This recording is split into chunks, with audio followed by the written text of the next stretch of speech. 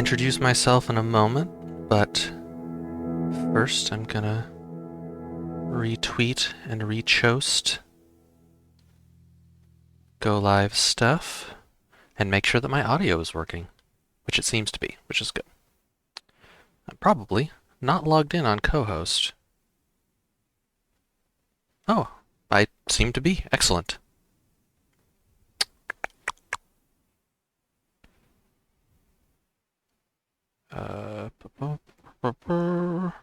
Post now. Twitter. There. And there. Hi, I am Gregory Avery Weir, and this is Future Proof Plays. I'm half of a tiny little game development studio called Future Proof Games that you can check out at futureproofgames.com. And every couple weeks is our normal schedule, although it's been sparse lately. We play a game on stream. This isn't our game. This is someone else's game. We try to do little indie games or games that kind of fit our vibe. And this one is the Collage Atlas by John William Evelyn. I do not know if I don't know if there were any collaborators or so on it. It's billed as a single person game, like developed just by Evelyn, but I don't know if there was like also a composer or whatever. And this came out in April 2024.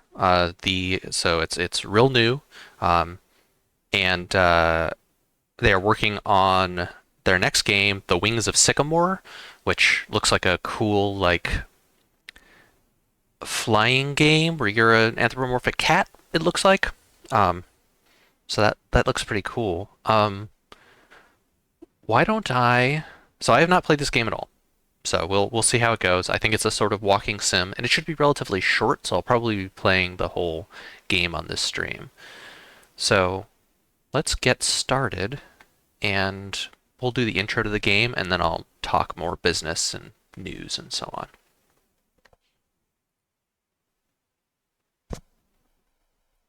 Okay. John William Evelyn composed the music. Oh yeah, I saw music on their YouTube channel, I believe. And I think they've like released this album on where you find music, or the soundtrack rather. All right. So let's see what it's like. This is for you. Make it your own.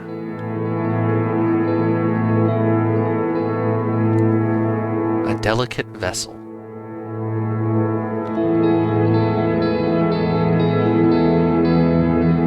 Like a floating boat. A sprawling sky. Got floating shipwrecks.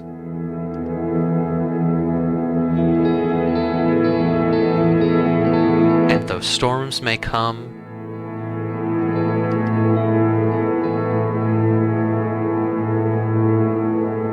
there is light at the heart of a fall. Huh. It's a hell of a sentence. There is light at the heart of a fall. I don't know what that means, other than like, there's hope. Striking sentence.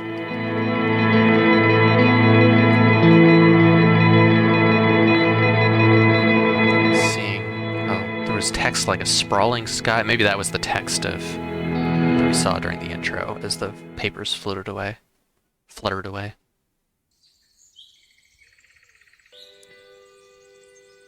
Ooh, I like this narrow view as we're waking up out of this crash. So, I hope that this looks amazing on stream because it looks amazing on screen. Apparently all of the art is done with pen and ink by hand. and apparently John William Evelyn does not like doesn't start with a sketch. I don't know Evelyn's pronouns, so I'm just going to use they. But they like to just start with a blank sheet and do ink on it and find out what happens, which is pretty cool. Okay, so I can look around. I've got a Q button. Okay. Oh, I'm like a shimmery thing. Okay, so I can like float my camera around if I want to. Okay. And I'm kind of a cloud of glowing stuff. Huh. The pinwheel moves if I look at it. I don't see any like interaction options. So I'll take a moment to talk a little bit about stuff that we've got going on at Future Proof Games. We're going to put out a newsletter soon. We tend to do newsletters no more frequently than every couple months. So if you're interested in getting news via email, you can sign up for that. We usually have a little piece where we share our thoughts about something that we've been working on or thinking about lately. There are often pictures of plants or birds that are in window boxes or some other living thing from our lives. And then news for us personally and for the studio. So you can check that out if you want news. It'll be coming out hopefully sometime in the next few weeks. September's super busy for me, so I hesitate to give specific dates. One big thing that I have coming up is on September 19th, I will be presenting at the Charlotte Writing Project Conference for Fall 2024. That's put on by some folks at UNCC, and the topic of the whole conference is Writing Out Loud, Community Literacy, Censorship, and the Future of Democracy. And I will be presenting a talk called, can I recite it? Dada, Animal Crossing, and ChatGPT. Can you find your own voice using the master's tools? Or something like that. I'm excited about it. Should be cool. It's like a little bit of philosophy of creativity, and then like an explanation of like, here's how ChatGPT actually works from very high level. No, we don't need to get into the details, but like, here's what ChatGPT does, which is it predicts the most likely response to a prompt you give it. Not the best, not the most truthful, the most like normal, typical response. And how that's not good. That's not great. And how normal is a very fraught term. And beyond that, I have recently released a full, proper, prepared, good-looking version of Fusion Time, which is a diceless, GM-less tabletop role-playing game where you are playing a group of people with magical powers who can combine in order to protect your home from evil. So think Steven Universe, Voltron, Captain Planet. There's another one that I often... Oh, Dragon Ball Z. It's about like what are the tensions between characters, what are the bonds that they share, the clashes that they have, and how do those influence how they work together. So I hope that you check that out. And it's currently on itch. I plan to have it on Drive Through RPG before long. But yeah, check that out. So I think that's all the bookkeeping that we have. If you want to play a game that you can play right now from Future Proof Games for free, you can go to exploitzeroday.com. There's an entire season of story that's free, and then we have a second season that's almost done that you can start now. And everything. We're working on the final mission or two of that story. So check that out. It's playable in your browser. You don't need anything but a web browser and some time. It's a puzzle game about hacktivism, about using technological powers for good.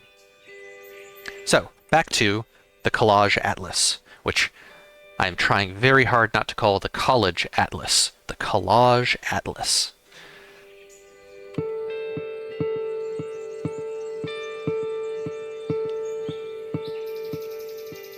Okay. Oh yeah. I streamed some puzzle design and want to keep doing it. Although again, I've been super busy. Uh, so there's a whole bunch of puzzles to put in the game that just like we've been focusing on story puzzles, but like each character needs to have their own collection of puzzles and stuff like that. And so I plan to stream some of that puzzle creation process because it's interesting, and you can use the same puzzle design tools as we do because you can create your own puzzles and story in the game and share them with other people.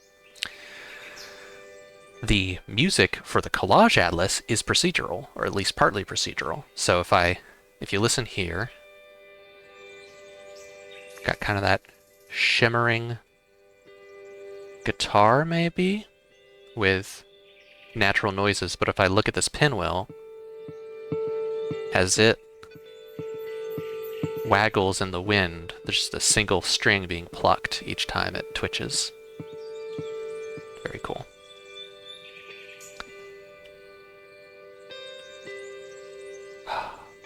This is lovely. I was wondering how this art would work. Because, it's all pen and ink, right? So when you're doing pen and ink, obviously, you're doing it on paper or on a flat surface. And so we can see both approaches I thought this game might use right here. So like this grass and these bushes are, oh, I love the translucent bushes. That's a great effect. They're billboarded, which means you can kind of see them rotating as I move the camera because they just kind of turn to face the camera.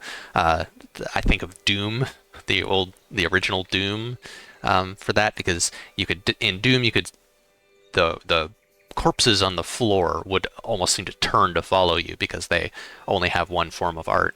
And then this lamppost is a full 3D model that has its textures as drawn pen and ink. And can I go up? Is it free flight? Okay, so I can free fly to get a better look. Oh wow, there's actually like a subtle little bulb or whatever in there. So cool. Okay.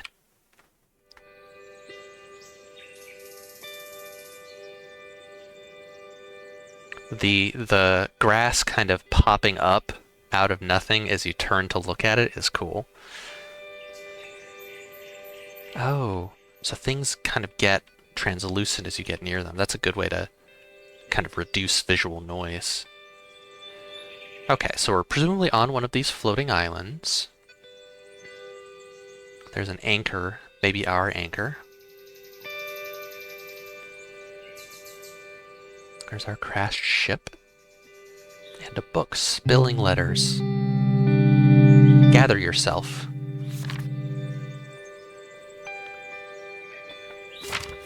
Oh yeah, hell yeah. Turning the page on the game world is amazing. Gather yourself. Okay, so we've got a table of contents, preface, chapter 1, 2, 3, notes and reminders on reflection, resolve, potential, hope, to live a life, fragments, and night flights. So, preface. Okay, so this is our opening animation. Chapter 1, gather yourself. Okay, ink spots all over. So the book is ruined with ink. And is this the same? Yeah, it looks like the same kind of border art each time. Oh, that's not the right button. E to close book. That's so cool. Oh, okay, so we've got another path appearing. But first I want to look around a little bit. Crashed into some lampposts. Does this go on? Oh, good, I've got to run. Does this, what happens if I... Okay, nothing. We are falling, all of us, and from such great heights, so let us dance and sing to the clouds all the way down.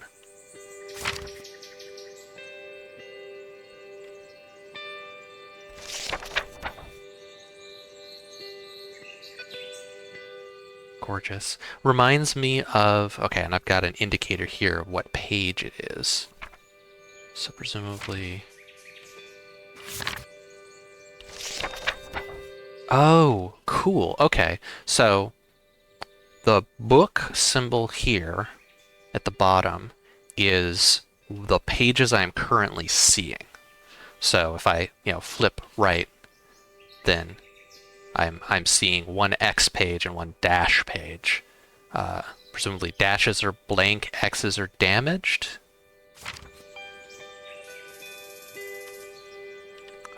E to close, not escape to close. I'm going to mess that up every time. There's some leaves over here. Is that anything? No.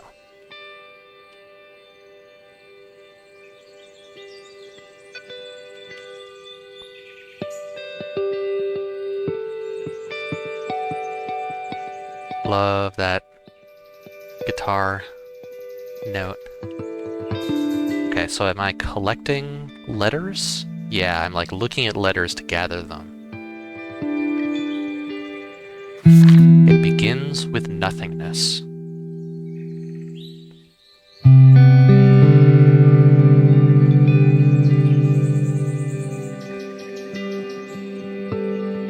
Collage is originally a Dadaist technique. The idea of taking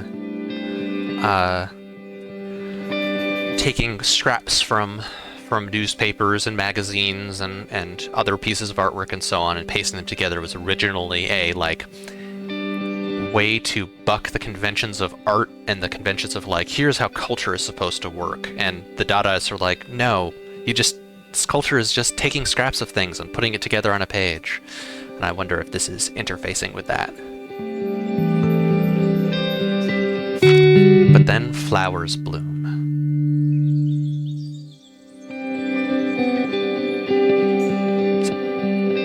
Oddly, I don't know that I'd call this collage at the moment. So I'm wondering what the collage atlas means.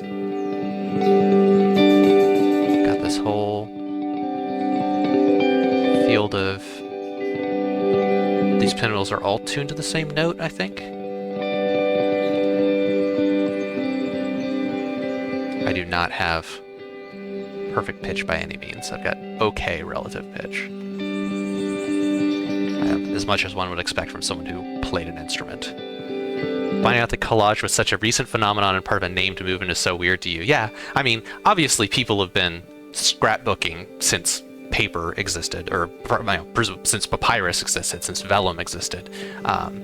This isn't the same thing, but there's medieval European manuscripts that are you can see repairs on. You can see people sewing pretty thread into them to repair them. Yeah, we did collage in elementary school. It's now been completely, what's the term? Not reclaimed, recuperated by mainstream art and culture to be yeah, collage, remixing. Yeah, it's normal. It's not rebellious. All right, we found a gate. Am I reassembling this gate? Oh, look, it's floating in air, but I bet when I line it up, it will be in a different perspective. Okay, it's almost running away from me. Oh, this is cool. This feels like a pop-up book. Like how when you open a pop-up book, you get the image rising up out of it. Ooh, your slightly later teachers had the perspective of, now that you're older, you can actually create art instead of assembling it, which is the precise opposite of how it actually works. It's great. Children are amazing at creating art.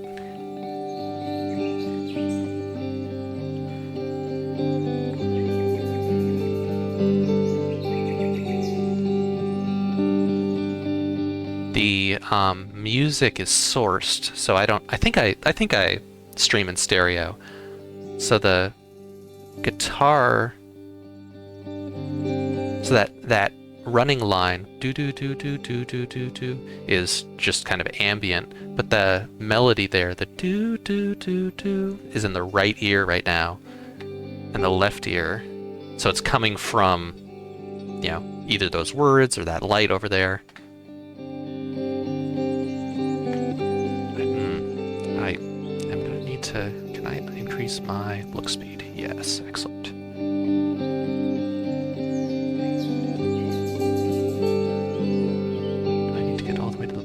Save. That's better. Actually, that's a little too fast. Sorry. I literally just booted this up to make sure it worked when I started, so that's why I haven't quite gotten all these tweaks in yet. It's a little framey on that animation coming in. Wonder if it's having trouble scaling that. Oh, look at the little patch of texture on the ground. I mean, like, there was a cobblestone or brick path here, but it's kind of been subsumed by dirt and grass.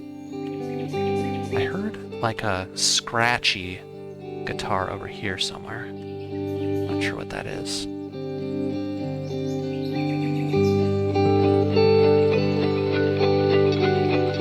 Maybe it's these moths in the... or the butterfly? Is that something I need to collect? I haven't, like, had to use an action key. I don't think. Like, I haven't had to click on a thing to pick it up. There's that gate again. And different area. Okay. This is apparently an hour and a half to 2.5 hours.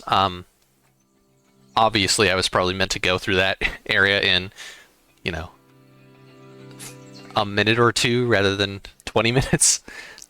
So I don't know if how. I'm not going to like set a goal to finish this on stream. We'll see. Oh, weird.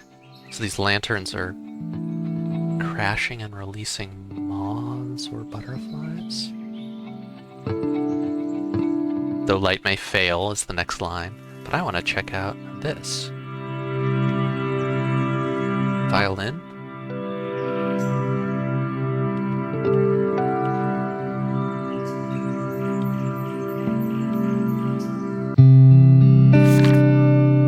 I don't have, like... Okay, so we now have... begins with nothingness, but then flowers bloom and a path emerges. And we get... Can we... Is there a faster way to navigate? No. I brought the book up. I wanted to see if, like, opening the book I could capture the butterfly in it or something. Okay, so... This is kind of my starting area, and then that's the gate in the woods.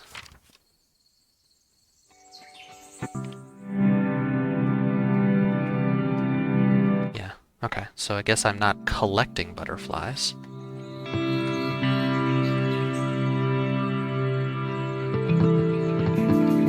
Though light may fail.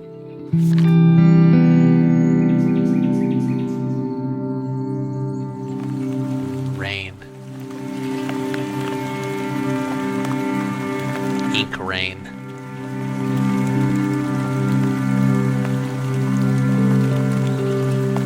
Another crashed ship. Boat.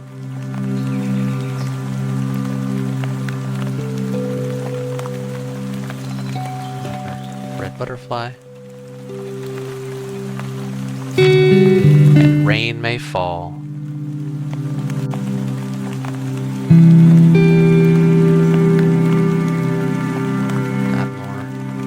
Okay, and it moved me. Interesting. I am always so grateful for a generous run speed in a walking simulator. Like, oh, that kind of rose up out of the ground. Interesting. I absolutely understand that, like, we want people to relax and enjoy our world, but, like, sometimes I just want to get over to that hill over there.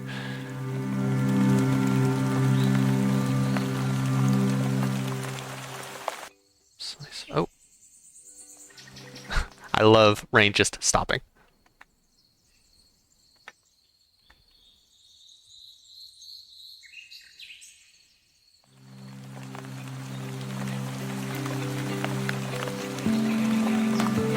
Wouldn't, didn't, couldn't, why, always, won't, forget are all kind of dissolving. Have heart.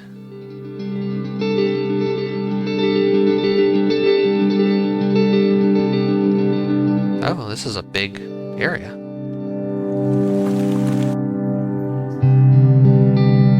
Oh, and I'm just in a different area now? Oh no, I can go back. Okay. I wasn't sure, like, how continuous this game is. Is it like little vignettes or what? Another butterfly. Some wreckage.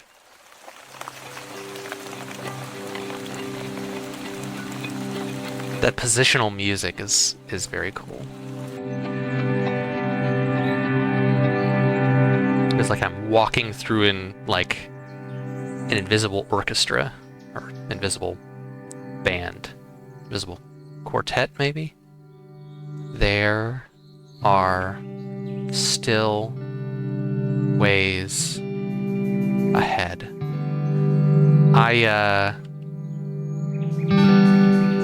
I'm part of I'm a member of a Discord that was founded by Jordan Magnuson on game poetry, and definitely should mention this game to them. Okay. Okay, so you can collect the red butterflies. I just wasn't able to do so. Or I didn't figure out how to do so earlier. Is this like a... Okay, that's part of an arch.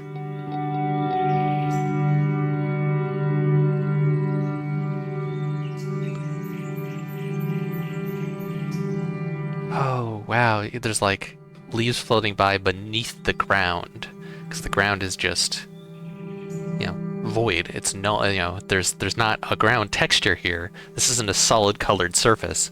It's just, you know, just keeps going down, as you can see by that light.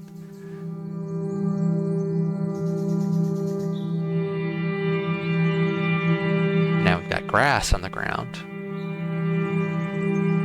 Boy, okay, so we've got a whole island here. Onward, always. Is that a tree? A hot air balloon tree?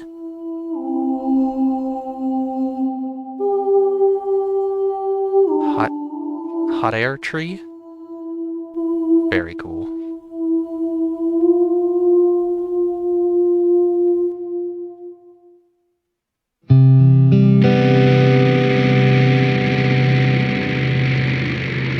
Huh.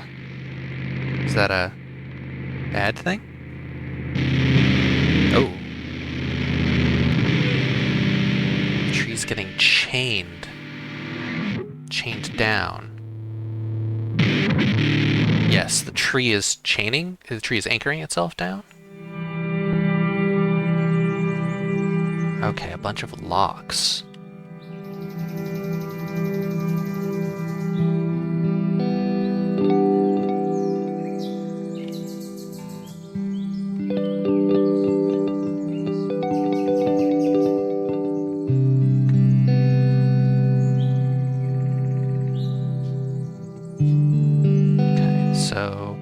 Maybe this is like my goal, my end goal is to unanchor, to weigh the anchors of this hot air balloon tree and leave this place. Very generous run, I love it.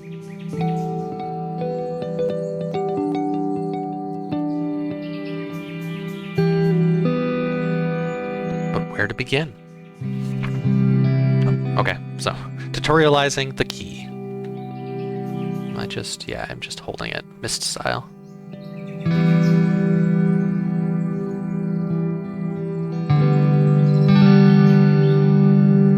The lantern lights up again. Anchor stays, chain goes away. It's just 2 more chains. Is this the size of the whole game, or is this just chapter 1? I'm guessing this is just chapter 1. This little enclosed clearing.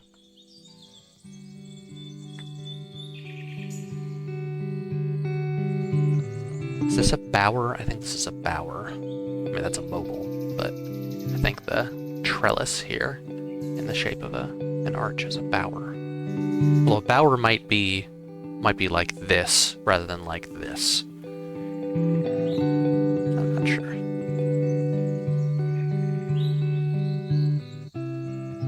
Got a grandpa clock. Various grandpa clocks showing the same time, which is the current time. Okay. It is 15:30 something here. Gramps clock. Yeah, that's... I like Gramps clock. Not as much as Homestuck, but I think it was a decent fan tribute.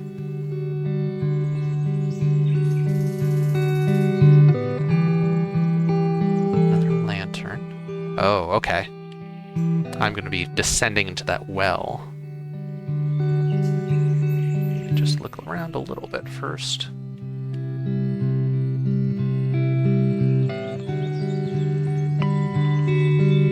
Let's go down. Oh, the walls of the well are made out of clouds. Am I falling? I'm falling.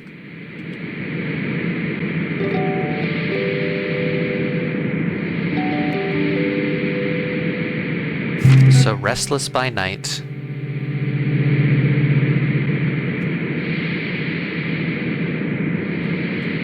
Is that tumbling? Like a bell jar?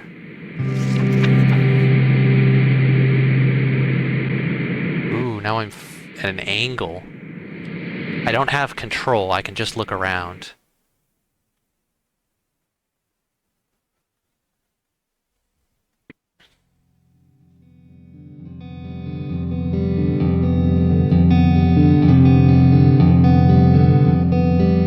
Okay, so I'm guessing that the place with the hot air balloon tree is like a hub world. And that I'm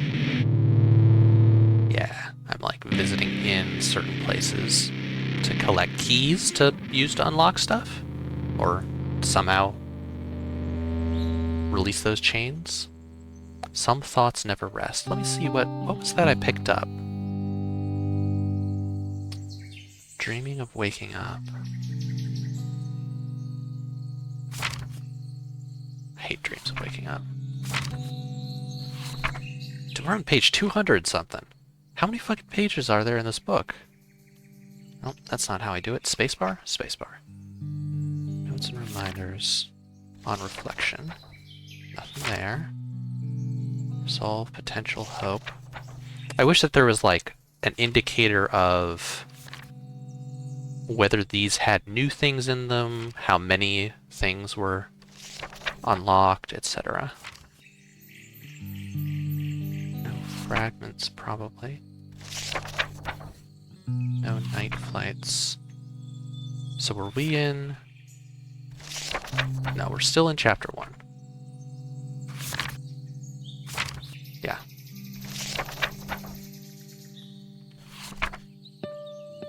Well, except that that page we just opened was like 200 something, right? Dreaming of waking up. Is page 1. Oh, no, that was a bug. I will meet you there. So what chapter is this? Okay, it goes faster if I hold it down.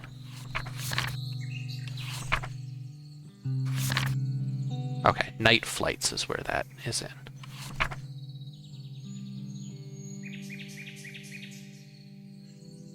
These are like stars, but artificial stars. They're like wooden panels over a wooden framework. And oh, I fall. Okay. Okay. So not only is this world like drawn in pen and ink in our universe, in our in real world, in the real world, but some of the astronomical things of this world are artificially constructed. Like the stars are made.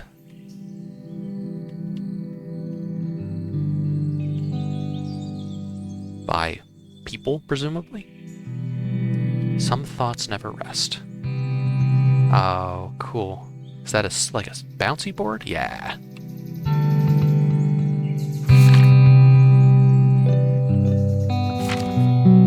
I opened that manually. Some thoughts never rest. Okay, cool. Just checking to see if there was kind of more to it. Kind of mechanical mobile, almost like an orrery.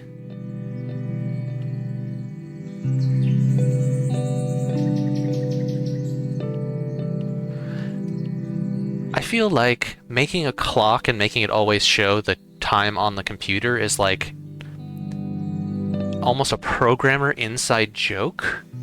Like, cause like, you're like, I want to have a clock. What time should it be at? And like, you always, virtually always have access to a computer's time. So it's like, I'll just make it the current time. And it also helps to like keep player from wondering if it's a clue, right? Because if it was at 1 o'clock or if it was like 1 minute to midnight, it's like, oh, that's a significant number. Should I write that down? But this is just like, no, this is the current time. You don't need to worry about it. That's fun. It's interesting that there's some very, very gentle platforming here. It's like, this is not the sort of game that one would expect to have platforming. All right, how do I get this? Huh. There's drawings on the clocks.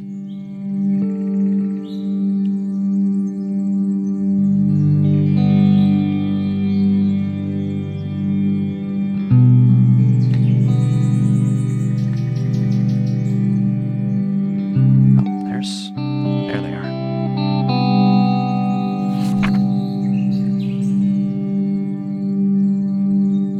Yeah, so many puzzles, especially in a game that has like a lot of information in it, right? Like a lot of writing or a lot of art, and where there are puzzles, you're like, oh, do I need to know what the drawing is on the back of this clock? So yeah, having an indicator of like, yeah, don't worry about this is good. While night lies still, the mind takes flight. Okay, so that's a line I saw in the world. So some of these are going to be stuff from the world.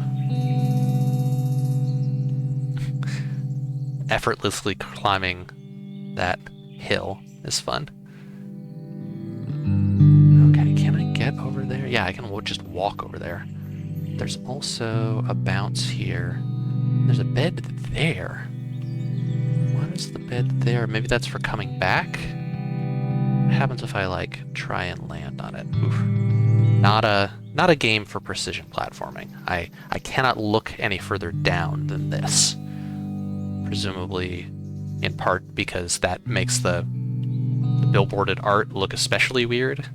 But it does mean that I can't, like, look down at where I'm going to land, which hopefully means I won't have to do precise jumping or anything like that. All right, I'm going to explore over here first because it seems to not be the way forward. Oh, nice. So by looking at the gears, I make things move, and when I stop paying attention to things, they stop progressing. Okay. There. And avoiding looking at the gears, is there anything interesting? It's all interesting, you know what I mean. Oh, 2 sets of gears this time.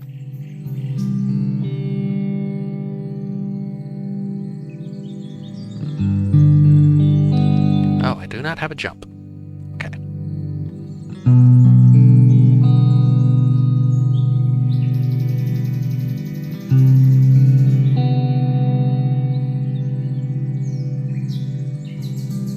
Very, very simple instrumentation. I've gotten, I think, just violin and guitar? Huh. This, like, gazebo. Ah.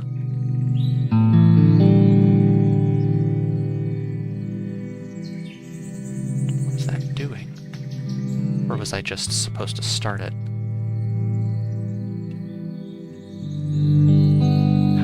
Okay, so I need to be somewhat close to get it to turn. Oh. Whoa, I can climb up these... What the fuck is this game? Okay. What is this moving? Okay, so that's... stuck?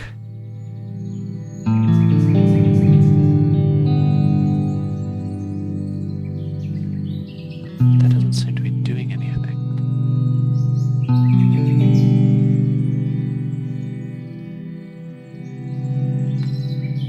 Is that still... Okay, I just had to do it in the right order.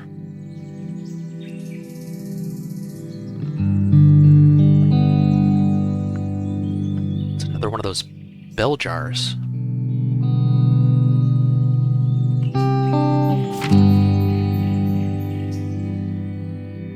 While night lies still, the mind takes flight. I've seen that already. Oh. It's presumably showing the book means it's saved, but I thought it meant that there was something new in the book. Just a different icon. As promised. So we've got as promised. Missing page. Dreaming of waking up. Okay, now let me walk up this precarious grandfather clock bridge. Oh, for another secret. And maybe a shortcut back.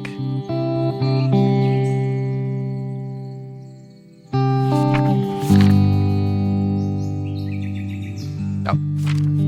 Need to wait for it to actually get added. There we go. And so the more we stared upward and trained our eyes on the sky, the more sure of our place in the expanse of all time. Our planet is naught but a grain of sand, our all but barely a single swift breath. Our troubles are all fleeting at best, our troubles are all fleeting at best. What? This is a formal poem form, I think. A repeated line. Is that a kind of sonnet? I forget. So fill the sky with stars, that in scale make our time disappear, that in breadth make true fools of us all. Let us marvel that we're even here. Then treat us again to a morning, a day with so much still to prove. Let us make the most of this instant we share. Fill the sky with stars. Yeah, this is one of those formal things. We've got repeated lines in a structure.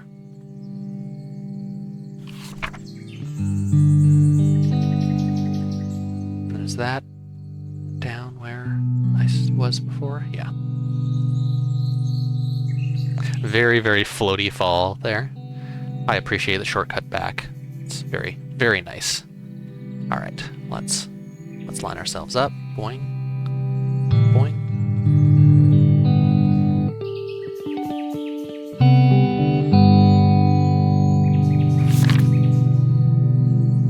I'm not gonna... I plan to take side paths, but not, like, hunt every area. I get the feeling that there's a lot of, like, hidden things in this game. What did I pick up that time? If dreams speak, we must listen. There's another bed here. Why? Oh.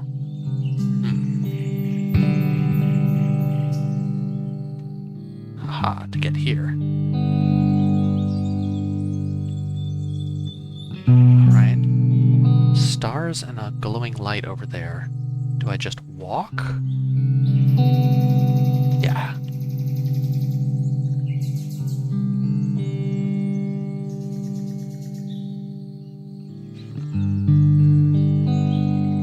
Have I been there? I don't think so.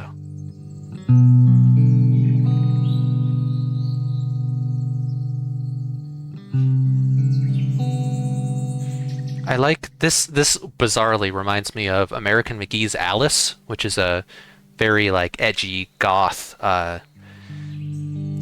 third-person shooter sort of series, third-person action game series. But it does a similar thing of like, hey, we're in a surreal world, so we can just do stuff like have bridges in the sky. It lets you do really cool like architectural things if you don't have to worry about, you know, things being supported by other things. All right. Real quick look around the edges here. Okay. This is just a Mario 64 level.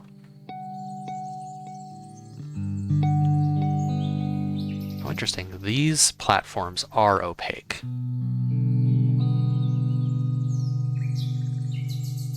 It is a me.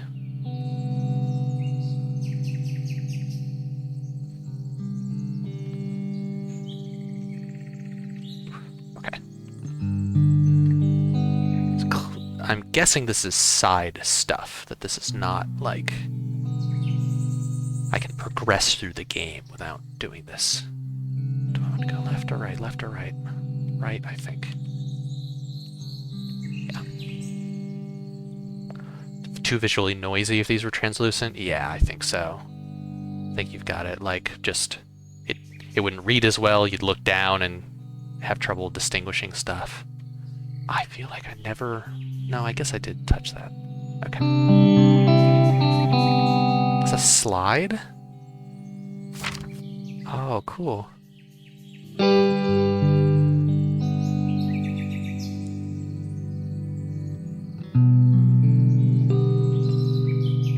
This game would be a nightmare in VR. Also gorgeous, but a nightmare.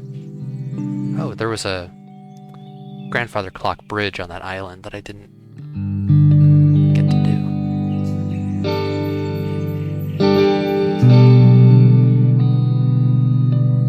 Got a few of those rising spheres.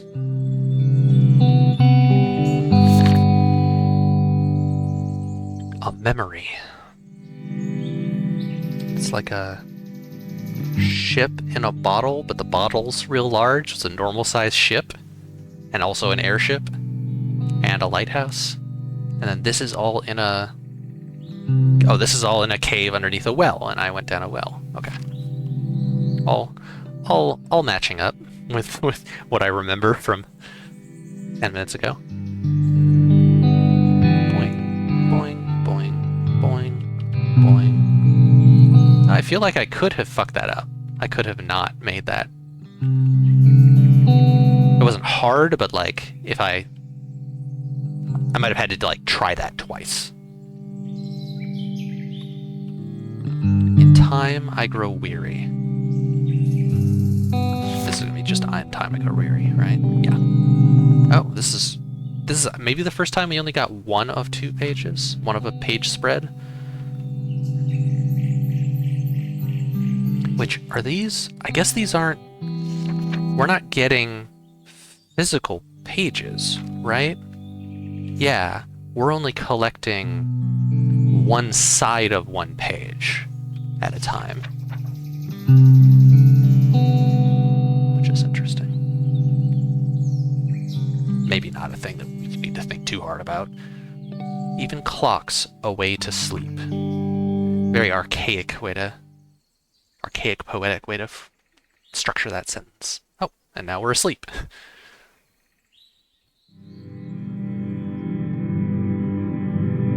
Presumably that's like clocks will wind down, and so that's why even clocks sleep.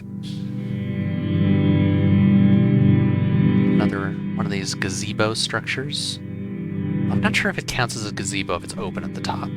That might be... I don't know. I don't know what you call that. And I recall a dream.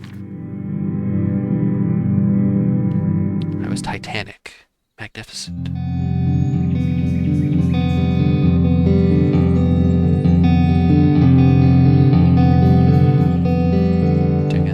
discovery, Star Trek Discovery camera movement here. Okay, so I'm now... Is this the... Wait, am I in the same area? Yeah, okay. Same area, just now there's lanterns. The time weighs heavy.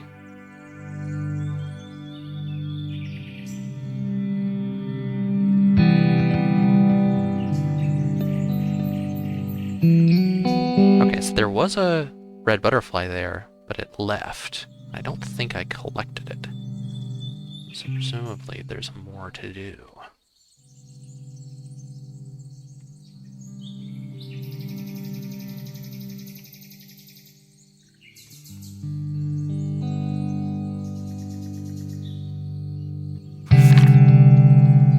Ooh, discordant.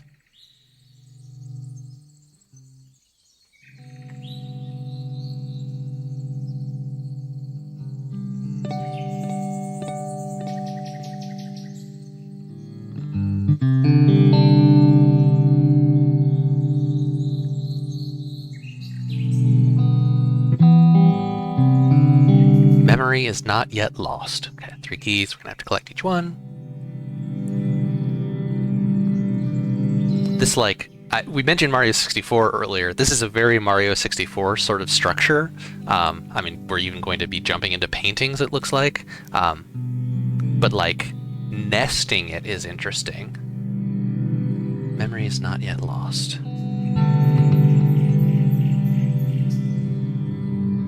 that goes over there. This has gears on it.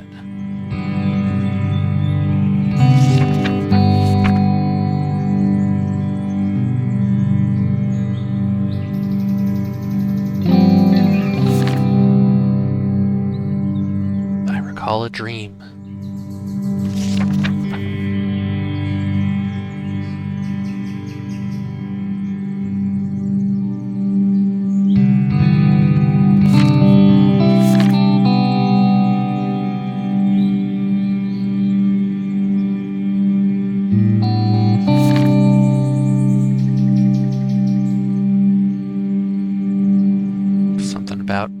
A giant figure holding a boat.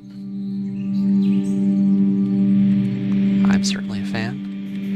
Ooh, some interesting sound over there from the anchor. The anchor's just kind of a... Oh, okay. Those locks make that very non-musical sound. Like it sounds like an HVAC unit or something. Like a big fan, a big blower.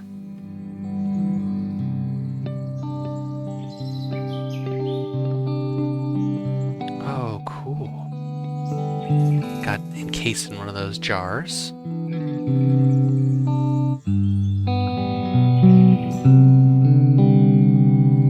And now am I entering the jar?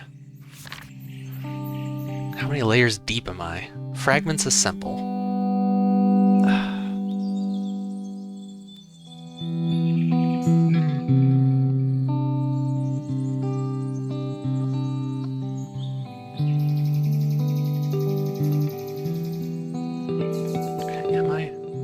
A different place now. There's not like a map, I think. This page is not complete.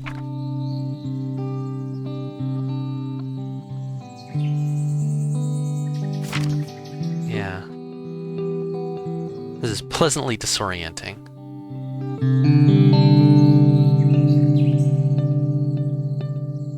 It's kind of leaving, the lantern's leaving like scraps of paper and a trail behind it as it goes.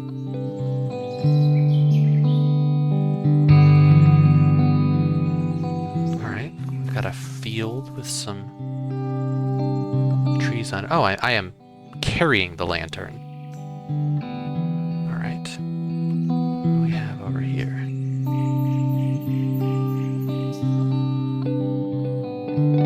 Oh. It bumps the mobiles.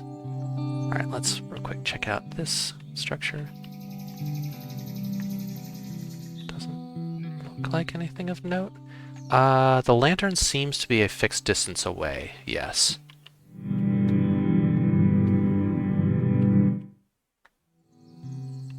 I don't see a way to...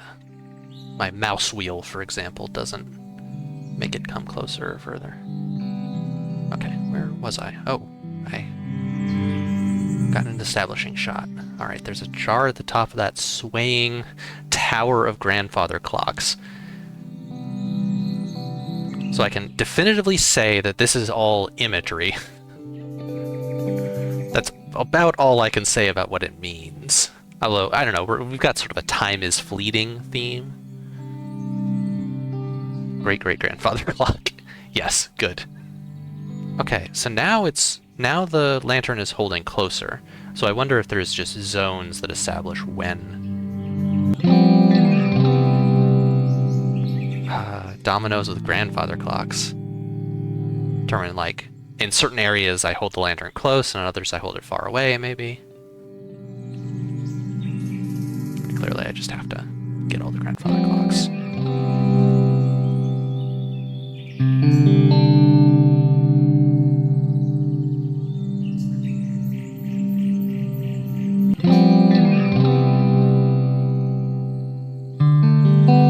This game fucking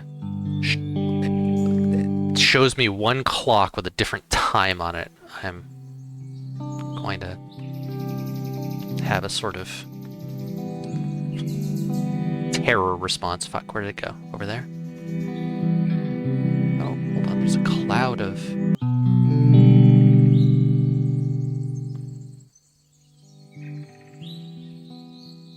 Did I collect it in my lantern? Is that what's going on?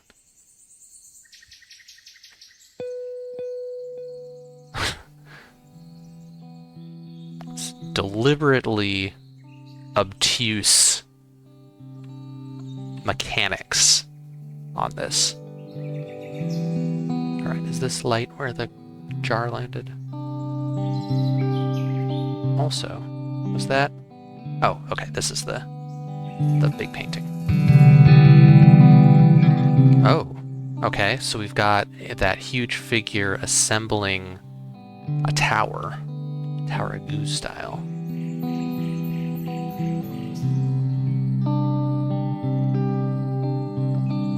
So... Hold on, am I collecting...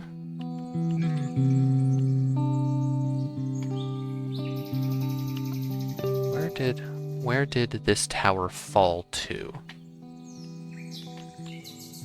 Did it fall to where there was that cloud of pages? Or is there a jar somewhere here that I should pick up? I do not know.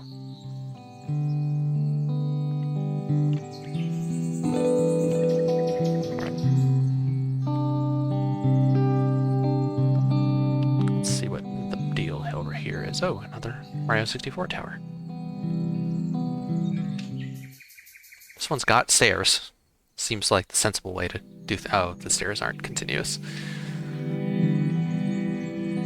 Given the choice between stairs and platforming, I'm going to choose stairs. Except in Warframe.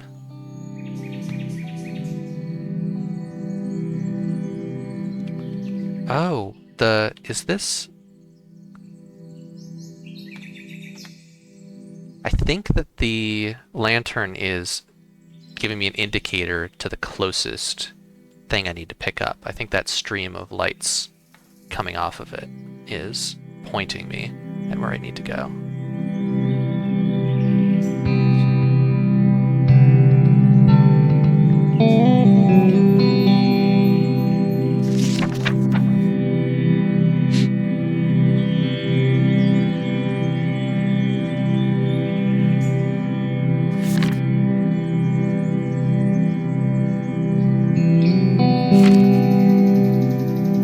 So often searching for sure footing, only then to spring forth into a new unknown.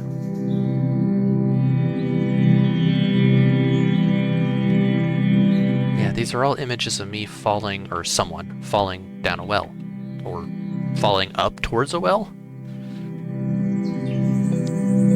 Is there really much of a difference?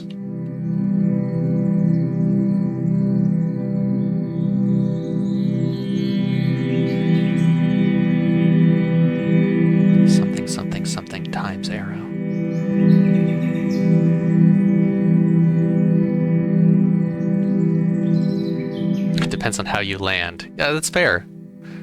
You can tell which way entropy is going because of at which end you go splat. Okay,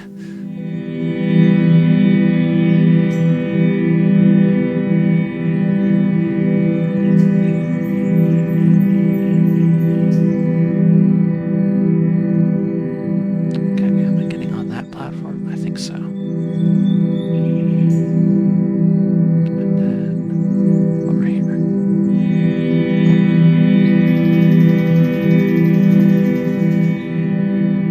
This part would be dizzying in VR for me.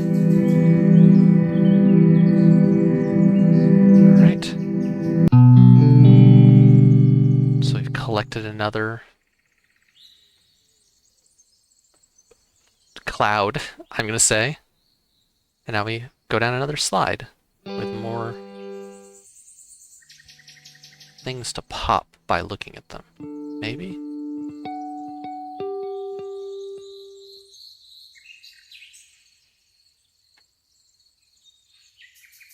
I feel like I'm supposed to be able to be playing notes all the way down, but I don't see a way to.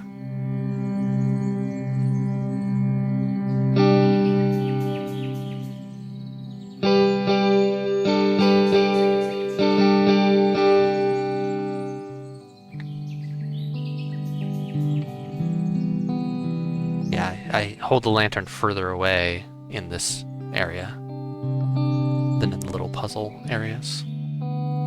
Now, is it an arch? No, it doesn't seem to be. So those bits are like fluttering away. Someone's trying to give pages to someone up in the clouds, maybe? Oh,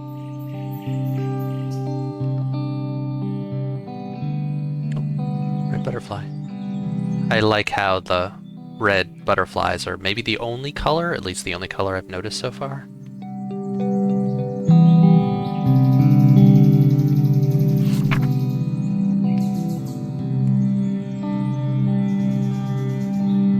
I'm gonna say probably not gonna be 2.5 hours for me on this game. It's probably going to take me longer. As I keep fucking around.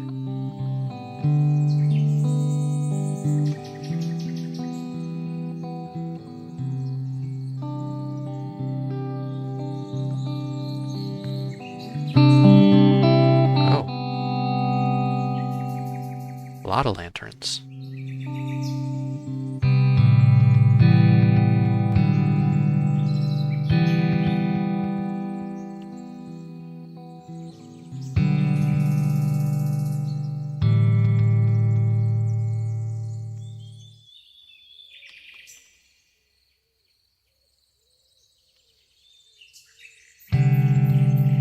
Probably looking right past some secrets. That's fine.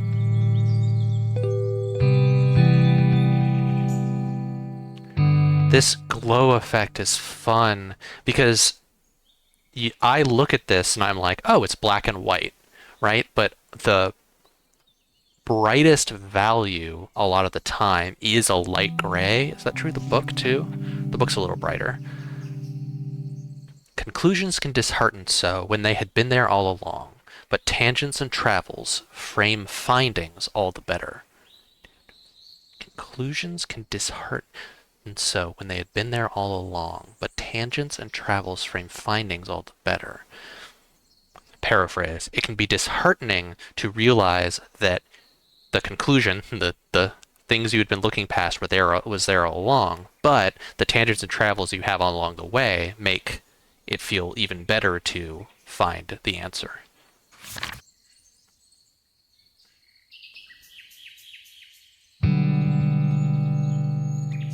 I'd say the philosophy, at least so far, has been relatively anodyne, but not wrong.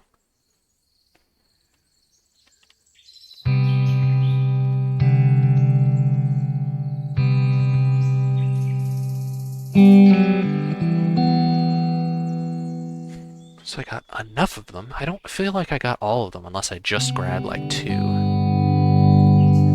Now there's a big ring of... Oof. Some of the particle effects here are great. Okay, yeah, I guess I did grab the last few quickly. Oh, okay. So I have picked up the thing, right? Because I've got the pages fluttering around. Although there's that stairway. Oh, and a floating island I can't see. Interesting. Yeah, let's... How do I get up there?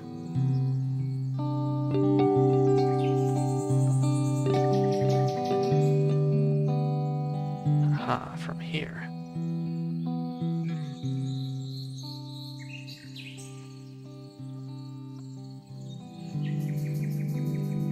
This pen and ink work.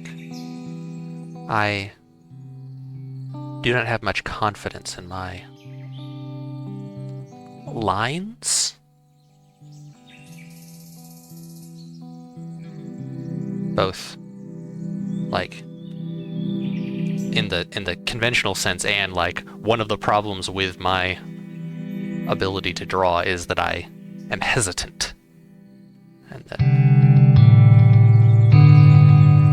my lines waver.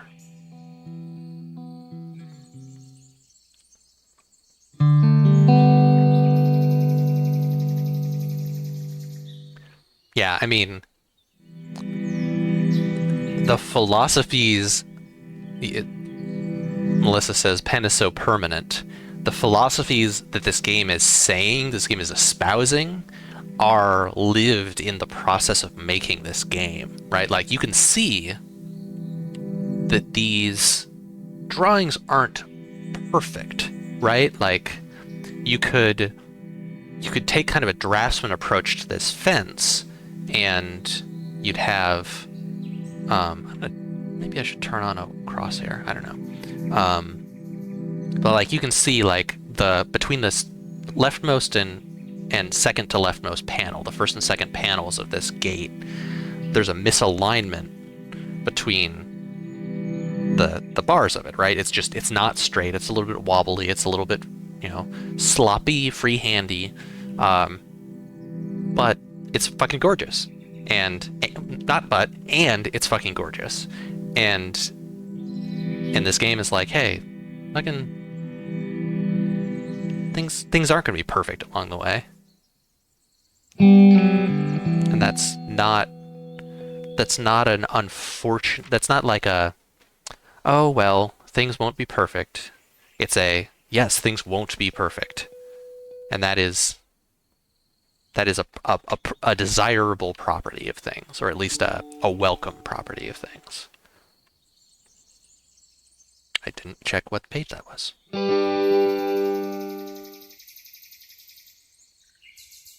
I wonder if there's like a intended sequence. This feels very quiet, quieter than I expect. So I wonder if like there's a way to do this slide correctly. Well, that brought me right back to the beginning. Okay. What page do we get? The Night of the Low Moon. Provocative name. So we've got another Titanic figure. A bunch of people in regular hot air balloons, not ones that are also trees, and someone with just a bunch of little balloons. Rising up to meet this femme figure with a cloak of stars. I think this is the last piece of this picture that I'm carrying.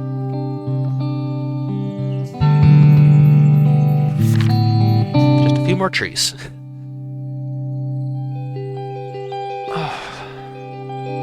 Alright. I am now popping out of the jar. So I've completed that nested world. Which, I don't know that there's like... Can I return? No? Okay. Interesting. So like... Oh. This game is kind of saying, don't worry about 100%ing me. Ooh. That's another key. Is that... Should I...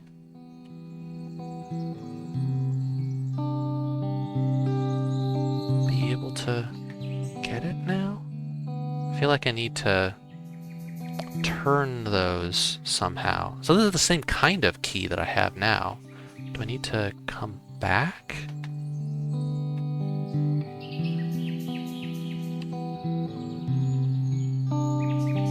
Oh, nope. Hopefully I can carry multiple keys at once.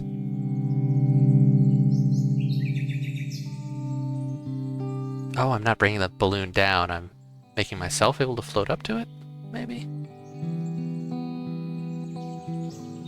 Maybe this is just another zone.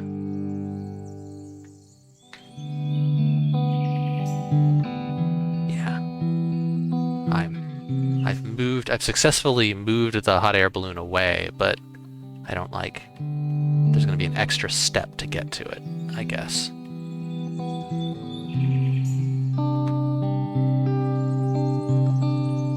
Oh, that is a wall. An opaque wall.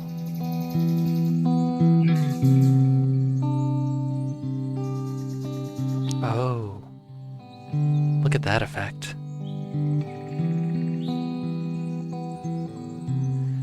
Hey, other Doc, how's it going?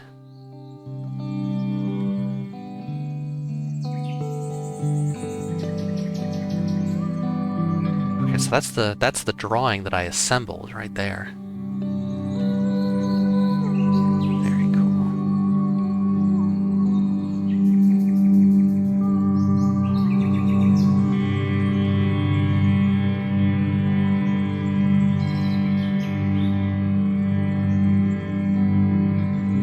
So now is someone becoming a Titanic thing when dreaming or when dying?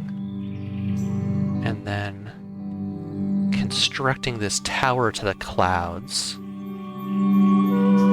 And then a giant figure holding a boat aloft, while the two figures that were meeting up using the tower are in place. Singing coming from here. Ah, right.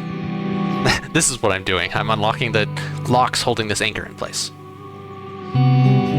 Oh, and the anchor chain was going down the well, so this is connected eventually to that hot air balloon tree. Memory is not yet lost. I'm playing the Collage Atlas by John William Evelyn. All hand-drawn pen and ink art. It's gorgeous.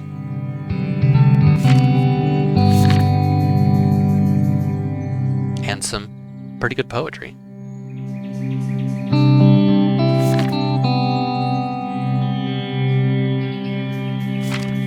Okay, it's that picture. In the soundtrack, you keep imagining two guitarists that are following you around everywhere and getting more aggressive when you go in certain directions. Yeah, it's like I'm playing, like, colder, warmer, but people are only able to give me information via string instruments. This is a different place.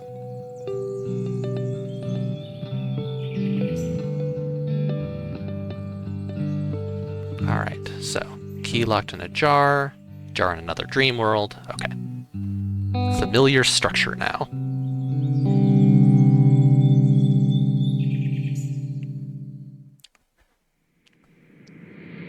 So to catch you up, other Doc, Jim, my ship crashed, but good news, there's a tree that's also a hot air balloon, but it's anchored down. And so I went down a well, and now we need to get 3 keys to unlock the anchor. And the keys get locked in jars and flee away to a dream world. Am I? Oh, I'm in a mini game.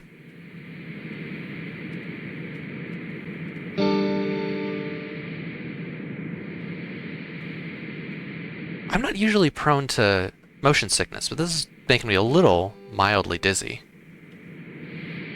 More clocks. So many clocks. This is what that control level is about. Huh. Another jar.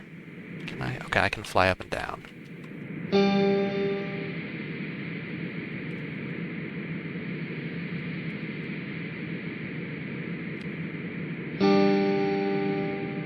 I have crosshairs? I can turn on crosshairs, but I do not have them currently.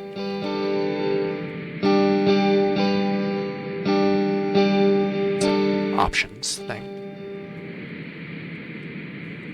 So we've got Mario 64, now we've got Star Fox. Perhaps 64.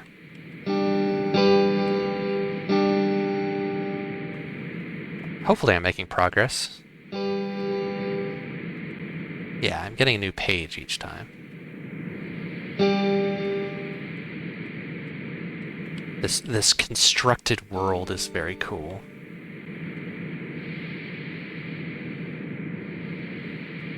Another Mario-like thing is that I'm not sure there's much of a difference between the texture of the clouds and the texture of the trees. This game is otherwise entirely unlike Mario.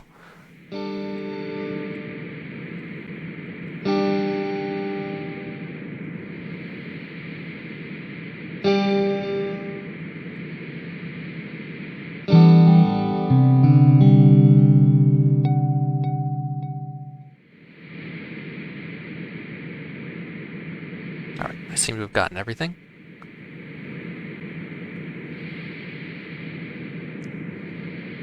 Show me a drawing.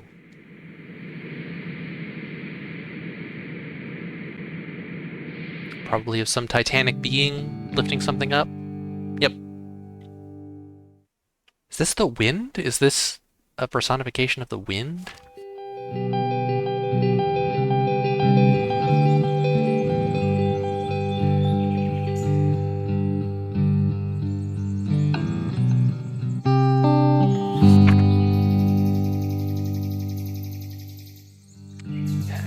I think I had this right page before. So there's a lighthouse, this big figure kind of ushering a boat aloft, and some windmills up here. And then like a similar figure over maybe a ruined tower and a crashed ship. Got sort of a contrast there.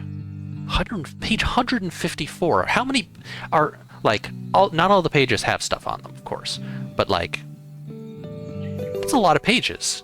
Even if it's only half that, we had something like high 200s pages. There's presumably like 100 pages of artwork in this game or more. It's a lot of stuff to draw. Guitarist, yes, keep going. That's it. Yeah, if you want to see the table of contents for this book, preface, chapter 1, 2, 3, and then a bunch of appendices, and then you can just like keep flipping through. I'll skip the preface because it's just the opening cutscene. It's like chapter 1, gather yourself. It begins with nothingness, and then if I hold down, it'll go faster. I mean, some of the pages are just like one word, but like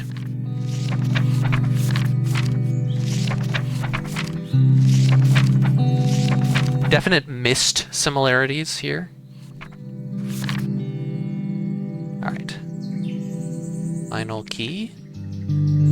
Is there something else I wanted to do? Why is there a bed up there? Red butterfly, you never lead me astray. What did I just pick up? Is this space but an absence or a place to make mine? Why has it gotta be one of those two things? Oh wow, there's some red butterflies up there. How do I get to them? Silly me.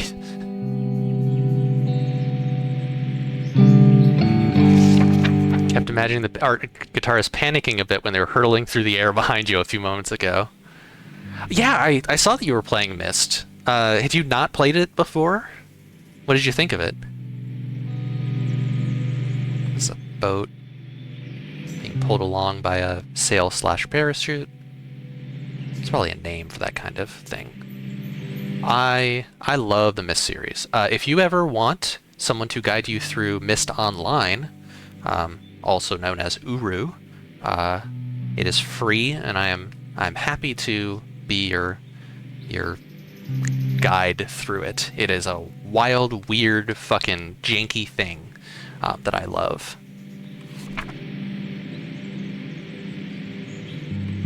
Alright, did I get both of those swirling butterflies? I think so.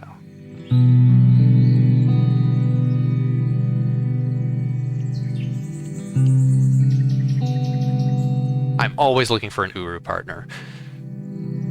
It's a game that does have puzzles, but also has like certain elements of the interface are Myst style puzzles, so it's kind of hard to get into because like if you need to know like figuring out how to take a picture with the in-game camera, you need to like figure out what some weird symbols mean.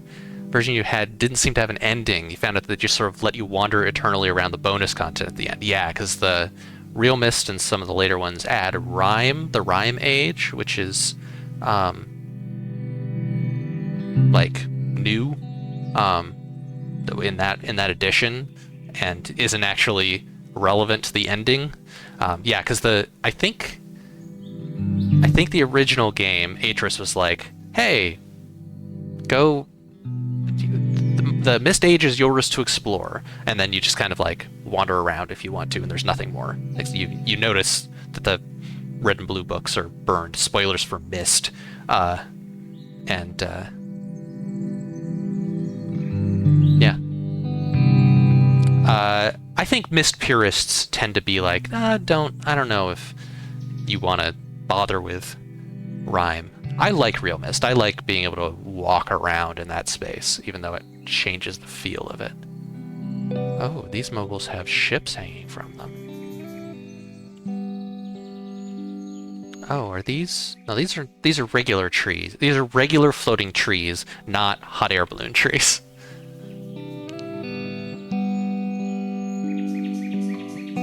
Look at this thing assembling and disassembling itself. Gorgeous. Like, you can see... I can see how they did it, and I'm still fucking impressed that, like, this is just a wild thing to assemble. Lovely. Gorgeous. I love it. Alright, is there, like, secret stuff to look at? I don't see... Well, that looks like there might be something. No, I don't... There's invisible walls all around here, so presumably there's not anything.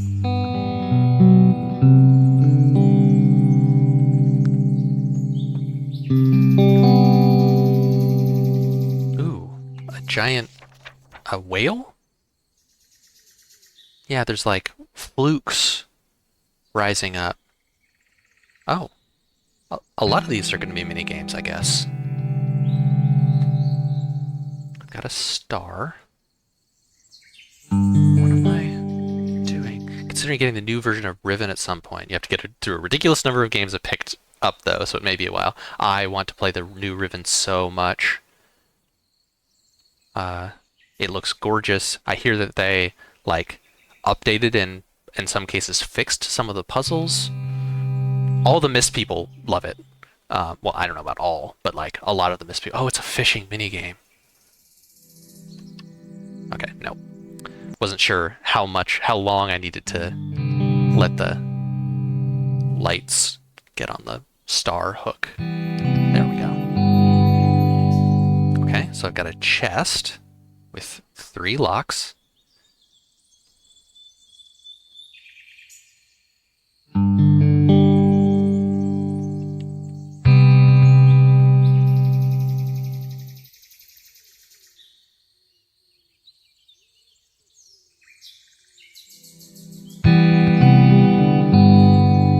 VR version seemed like a miss on the initial release.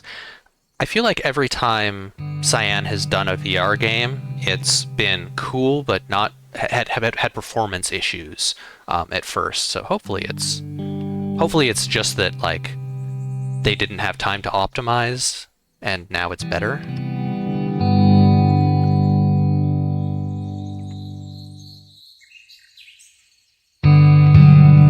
This feels like a weird mix of a walking sim or a Myst and like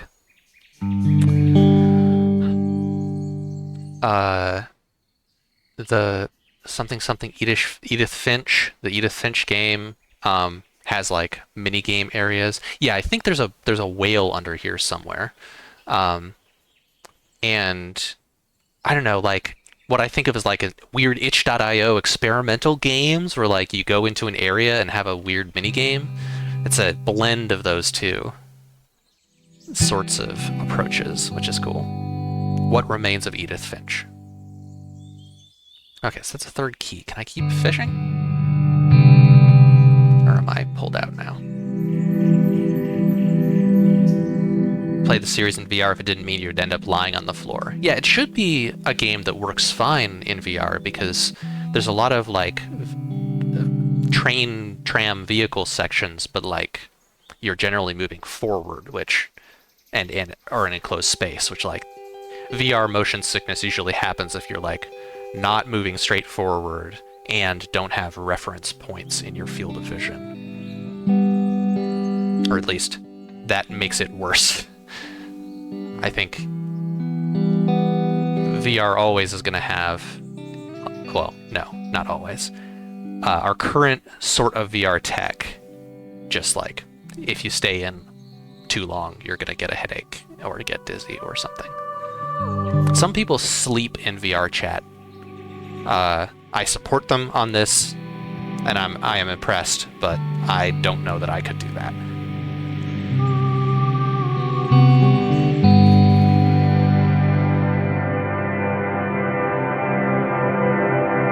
So that chain is just kind of unraveling, leaving the anchor behind, like last time. In dreams lie past and futures. There's the well.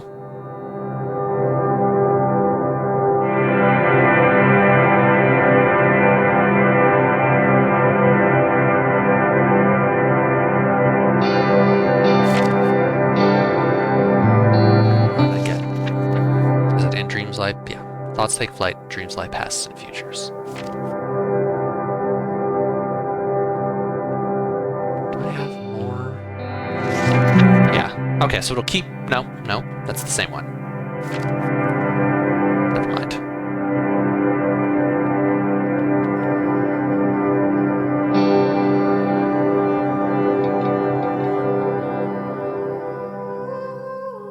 Oh! We have vocals. I think is that new? Have we had vocals before?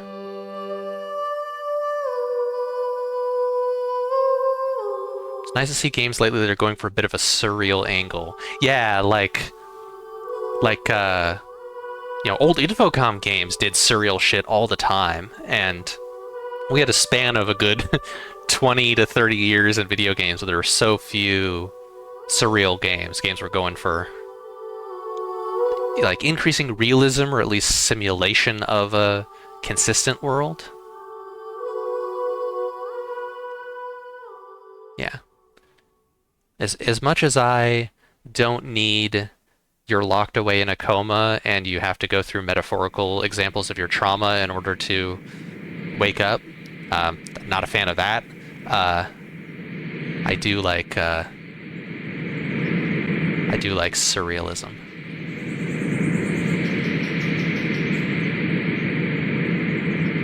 Back up. Are these... I might be imagining this, but the links of the chain look kind of like hollow books.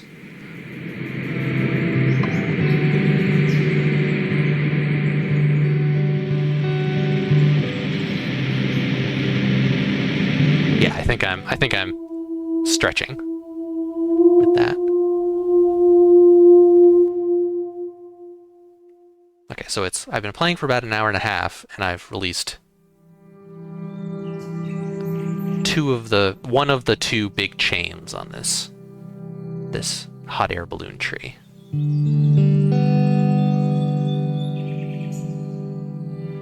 Maybe the musicians are ghosts.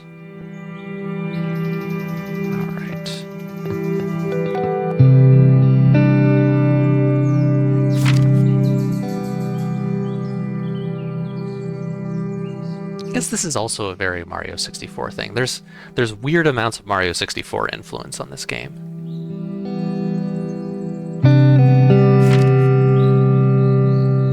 What use are questions if I do not listen with a keen ear and an open heart?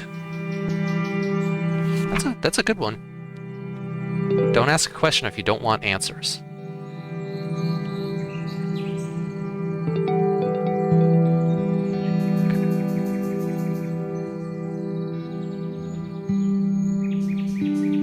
There's a glow over there.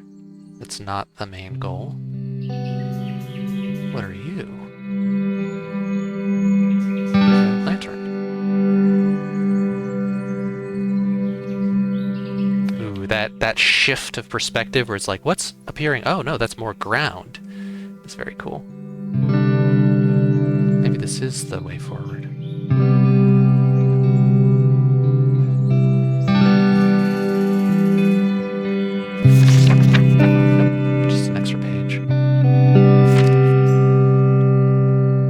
Wish I had come sooner.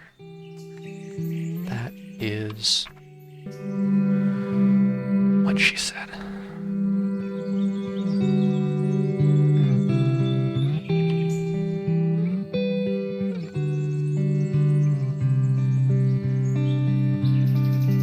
Got discarded letters or lost letters, or I think we can just say unopened letters.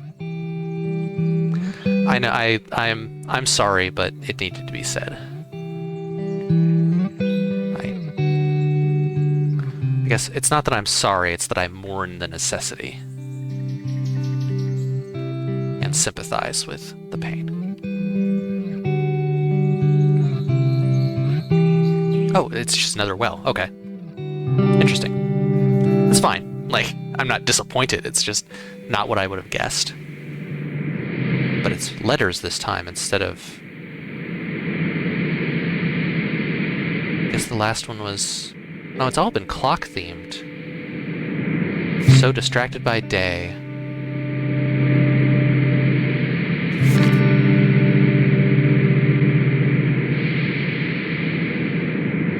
Oh, they are folded into paper airplanes. Yeah. Hell yeah. Oh, I'm gonna be going up high. Oh, down another well. Maybe I'm not gonna be going up high. Those look like birds flying out of the sun. This one's twisty.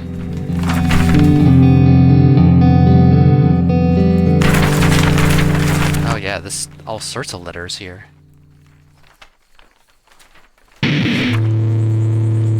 Uh-oh.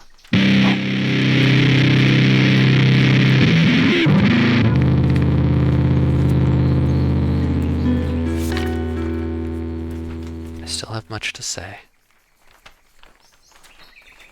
Yeah, the anchors have been synthesized noises and electric, distorted electric guitar and stuff like that.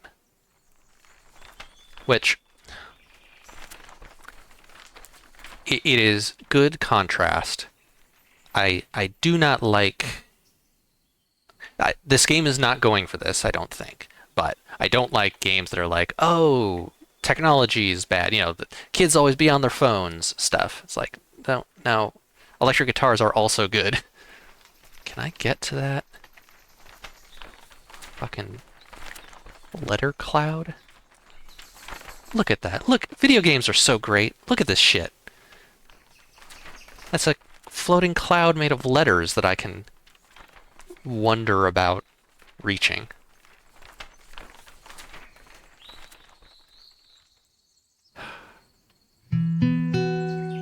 Love a fucking video game.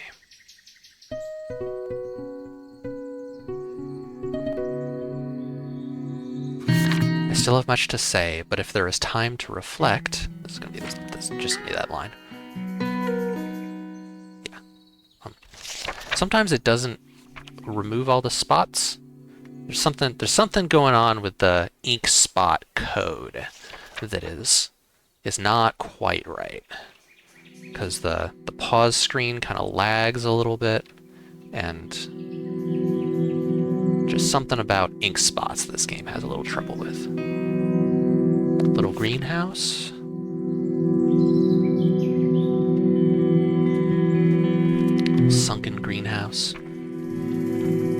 sunset is certain. The question is, how fully will you live the daylight? You're gonna die. Memento mori. Oh, I can pop these flowers. That's cool. When the big ones will just burst into petals. Is there an equivalent thing over here? Yeah. Oh, hello.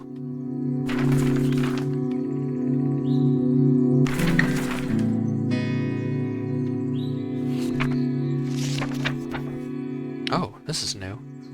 I had the best time. I should have told you at the time. I don't know about the time. Oh, never mind. They're doing a thing. I had the best time. I should have told you at the time, and now the opportunity is gone. I had the best time, and I have you to thank.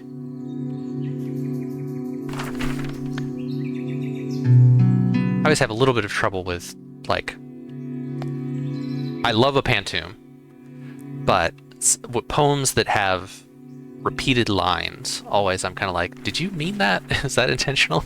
You said that already.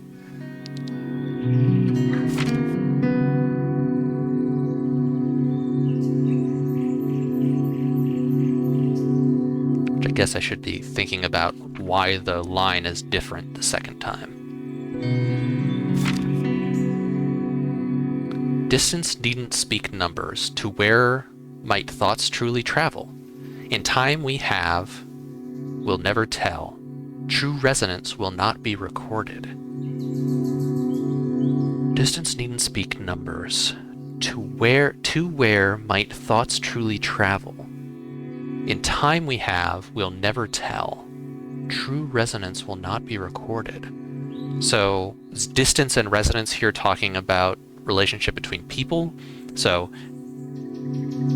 distance from another person isn't measured in terms of actual miles, because to where might thoughts truly travel? Because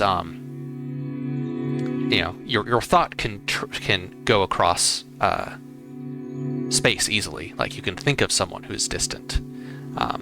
In time we have, we'll never tell. In time we have, we'll never tell. I don't know if that's we'll never tell as in we'll never, like, speak it, or if it's we'll never tell as in we'll never understand it. In the time we have, we could say, we'll never tell. Oh, to where might thoughts truly okay, distance needn't speak numbers. Being separated from someone by miles doesn't necessarily mean that you are distant from them. To where might thoughts truly travel? What could be the reach of your thoughts? In our lifetimes, we don't have the ability to find out, because true resonance, true partnership, true allegiance will not be recorded. Like, in the grand scheme of things, you can't even tell how close people could have been. That's my explication, at least. All right, so with that in mind, in time we have, we'll never tell. All right, let's look at that other poem again and see if I can understand a little better. Or stanza. I don't know if this is all one poem or if this is a bunch of little poems. I had the best time. I should have told you at the time. And now the opportunity is gone. I had the best time, and I have you to thank. I should have told you at the time.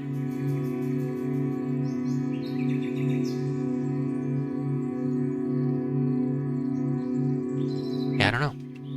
Still don't know if there's like a deeper interpretation of that one.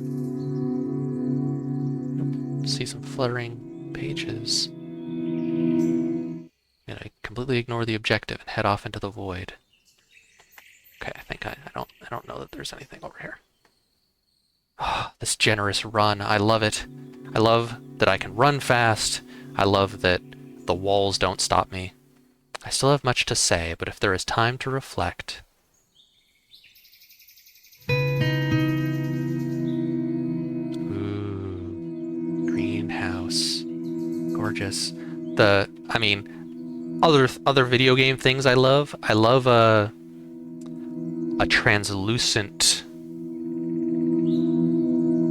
wall. Like, I love a translucent panel. Ooh, the note before that last one reminds me of that thing folks say to do, where if you never got to tell someone something because they're not around for whatever reason, you should write it out on a piece of paper that you destroy or do something artistic with. Yeah, it's got that vibe of like, I can't say this. It's possible to say this to them in person, or even to say this to them, indirectly. So, but I still need to say this to them. Like, I need to say this to them, so I'll write it out. Yeah. Lovely.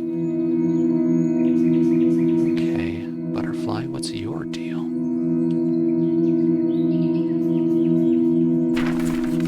Aha.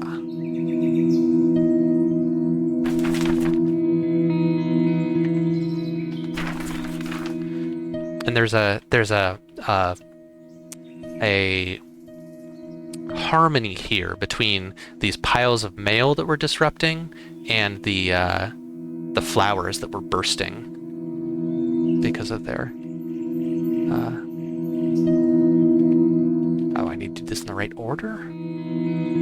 Bursting because of how many petals they had. So this one, and this one, then this one.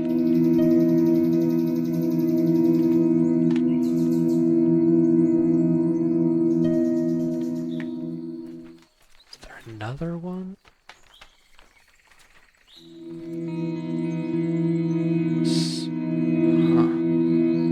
I feel like maybe this stone path is something. Does it have symbols on it? I can't look down any further than this, so I feel like there's probably not clues on the ground. Do I need to just get them all ringing at once?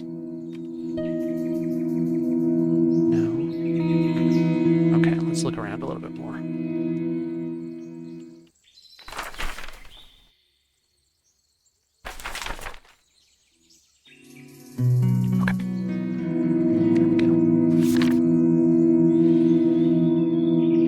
Probably break for programming notes briefly. This is Future Proof Plays if you're joining us. Melissa, Avery MD, and Chat and I are two halves of a little game development studio. We've made several games, notably Exploit Zero Day, which you can play for free at exploitzeroday.com, is currently in active development. You can play it now. There's an entire season of story that you can play, but we're adding to it. I'm playing the Collage Atlas from John William Evelyn. This came out very recently. They're working on a next game called The Wings of Sycamore that's got flying. It's about flying, it seems. Did I get that page? Yeah. So yeah, we do this every 2 weeks. Melissa will probably be doing one in 2 weeks, I think.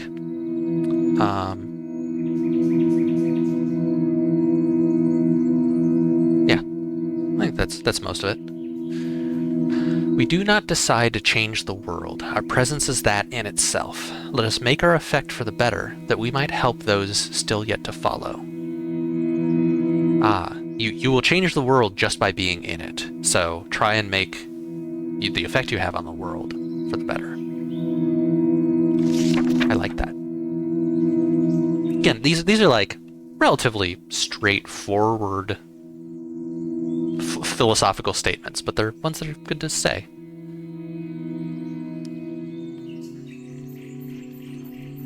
I wonder, there have been some spam things going on in chat. Do they show up in the stream?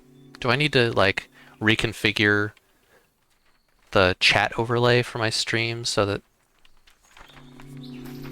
suspicious messages don't show up?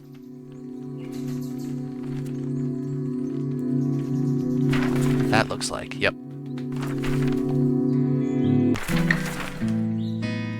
Another letter. You think they don't show up? Okay, cool.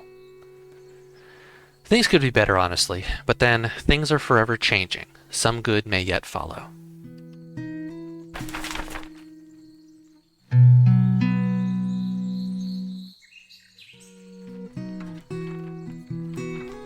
I love these little flowers that are flapping like they're butterflies.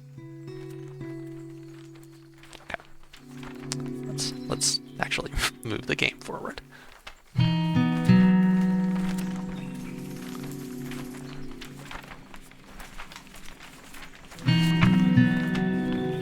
There is time to act. Actually, let me grab some water and stretch. So, I am going to be right back. If I stream more often, I will remember what the buttons do. I think it's this one. Yeah, and then it's these.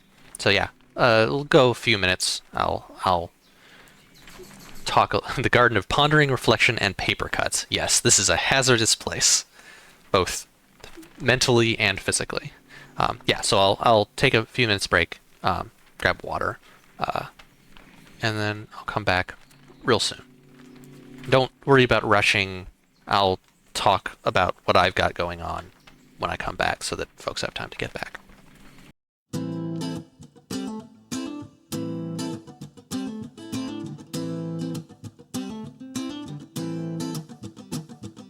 Life's a foolish game. Do you ever feel the same?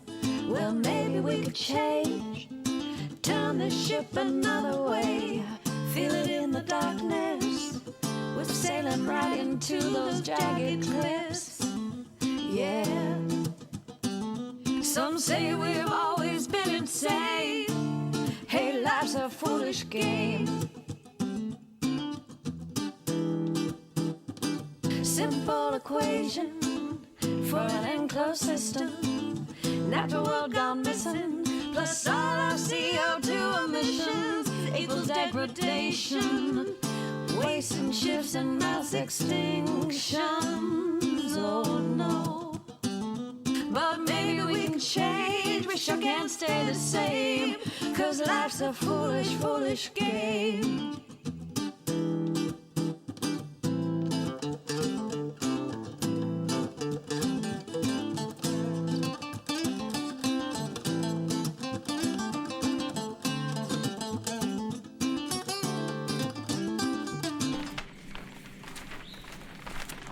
Back. There is time to act. So if you have returned or never left, yeah, I just did the whole future-proof games spiel, but I've got a couple things going on that are not specific to future-proof games. I'm going to be talking at the Charlotte Writing Conference on September 19th in Uptown Charlotte. That's a Charlotte Writing Project Conference. I wrote it down wrong. It's put on by folks at UNCC. The theme this year is Writing Out Loud, Community Literacy, Censorship, and the Future of Democracy. And I'm going to be doing a talk called Dada, Animal Crossing, and ChatGPT about, well, what's the subtitle? Can you write in your own voice using the master's tools? Something like that. It's about how generative AI tools like ChatGPT, kind of how they actually work and what effect that they have on your ability to speak your own truth, speak with your own voice, and not kind of be subsumed by normative culture. So excited about that. And I have recently released a full version of a tabletop game called Fusion Time.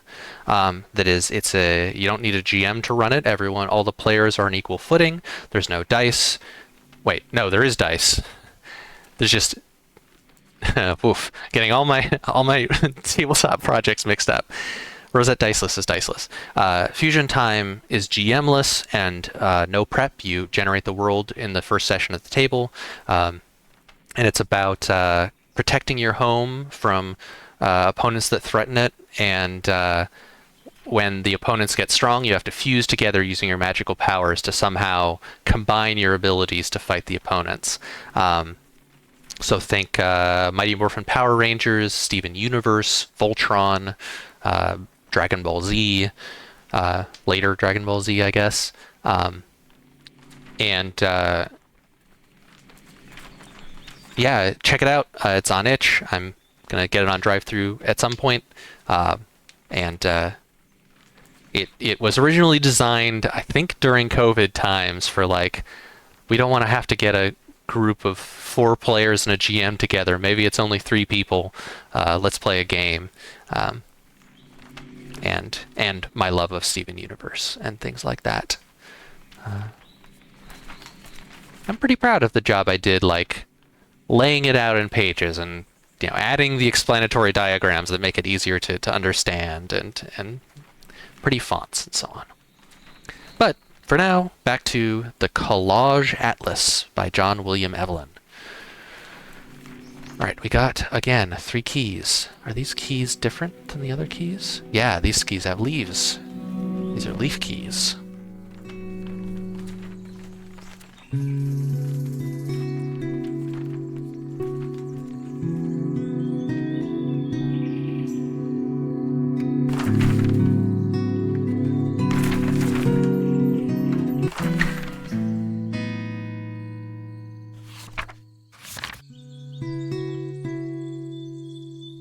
The sound of a mind can be deafening, and often all too loud to hear. Preach. Excuse me. It's interesting because this one isn't a letter. The previous 2 were clearly letters. This one doesn't feel like it's addressed to a recipient.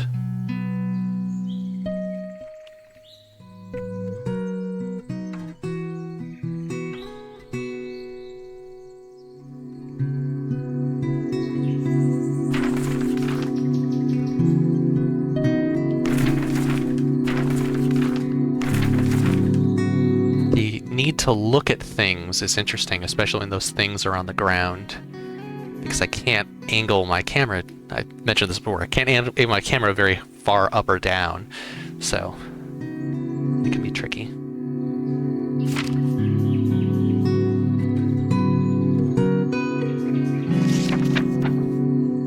To live fully the day is to see the dying of light.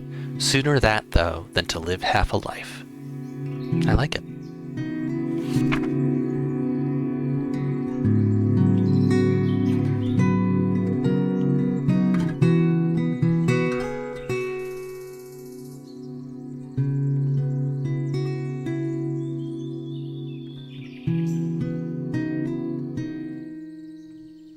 Am I being led out here?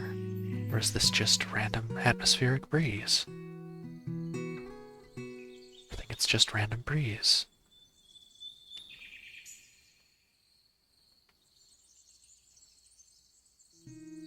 That's, I think, the next area. Oh, yeah, I'm, like, below these trees. Weird. Okay.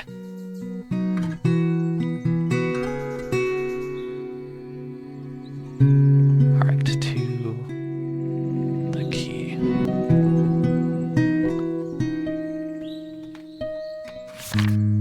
Overcome with possibilities. Letter.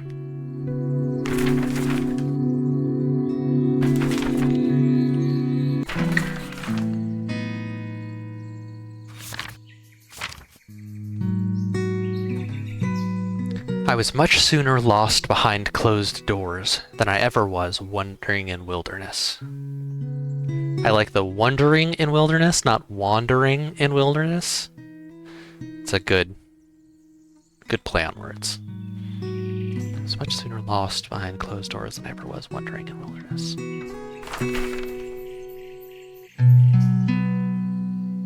Very much a go touch grass theme for this area.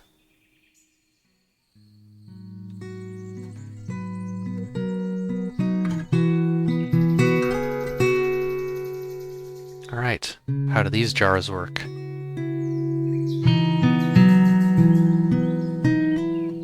I lie in flowers and fall into clouds. Lovely.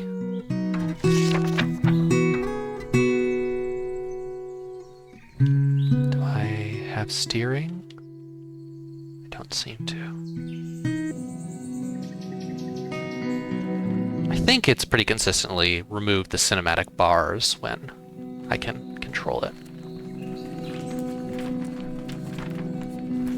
Right, this is like a ruined, like, wooden fences that have fallen into disrepair. Oh, I love these floating trees. That's so fucking cool. Can I fall into that thing? Not usefully.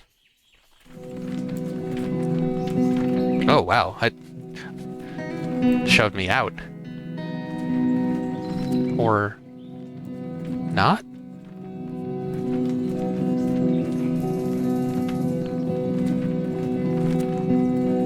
What is this?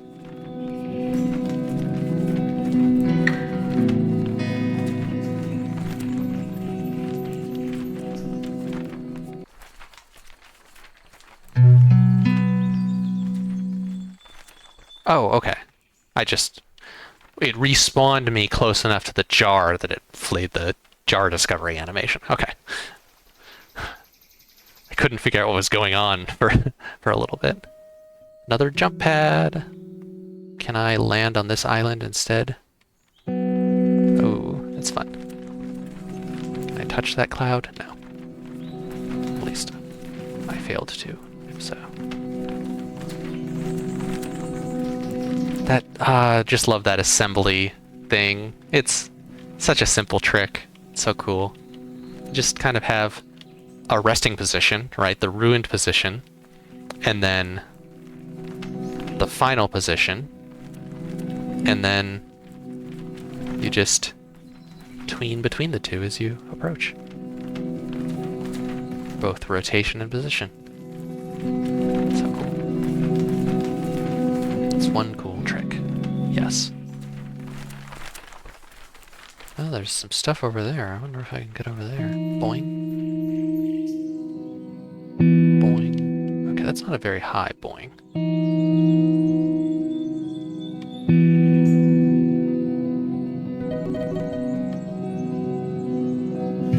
Skipping through a sky of distraction. Again, mood.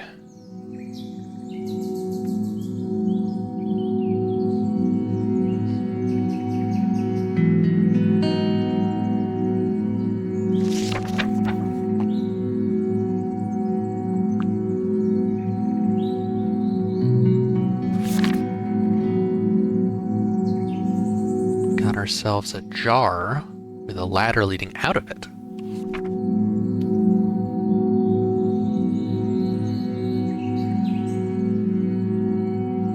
I'm not sure what instrument that is.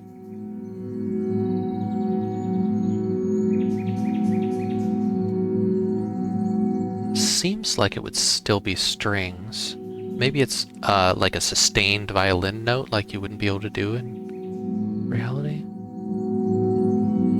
Maybe it's like an organ or something. I don't know. Is this a thing? Probably not.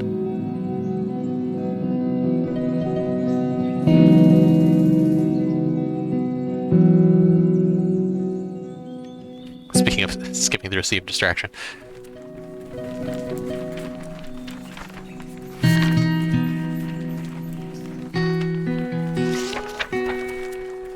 Skipping through a sky of distraction, I chase a never of tomorrows, knowing only a forever of todays. I like that couplet. I chase a never of tomorrows, knowing only a forever of todays. Tomorrow never comes. Is that a James Bond film?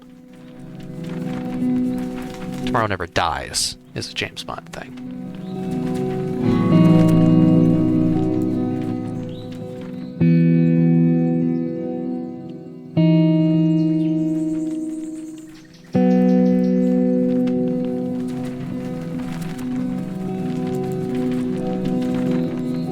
I find myself so very far from where I long to be.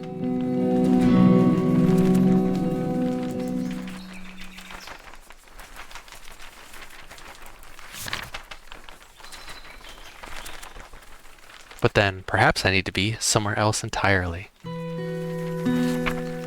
It's just to be that same text. Yeah. Cool. What if I just boing and go back up into the sky again?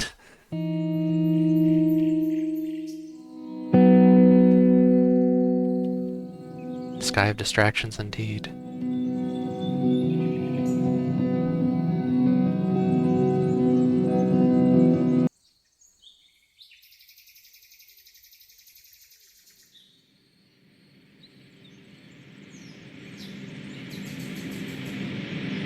Uh-oh.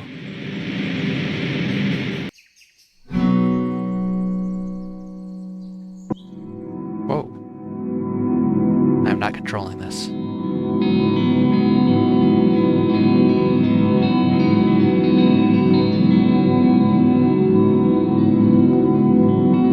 I like that in this game, like, things like pop in, or the fact that things in the distance rotate a little jitteringly. That's fine. Like, things look weird in this game. Whatever. Sort of thing that in a more realistic art style you'd like have to work hard to fix.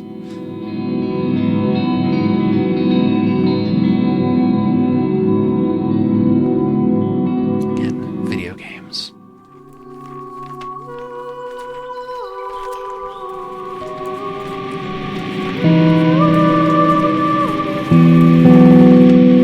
More vocals.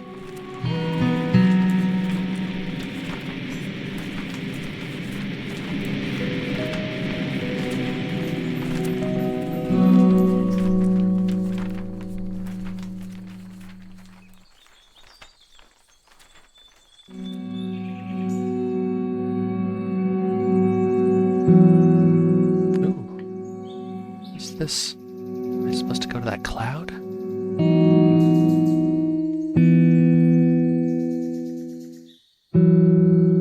This is a little trickier. I feel like I'm having to focus up a little bit and mess with my controls some. Oh, hey, I'm there. This is a different one. Yeah, this is a different page.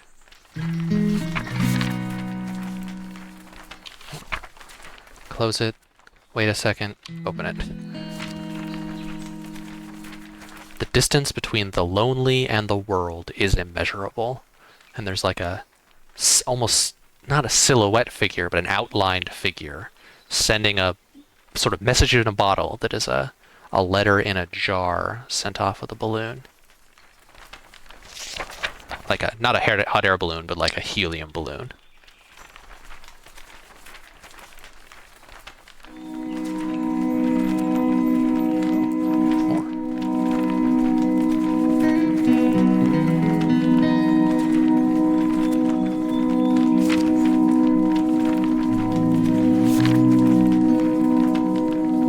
Yet there are those who might bridge this with but a single breath. I've got two outlined people, one on that original dock and one on a cloud, sipping tea, surrounded by butterflies.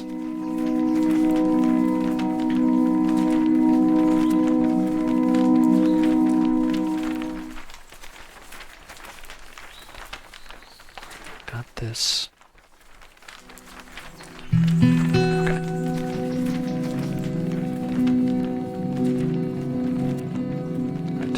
Another little vignette world.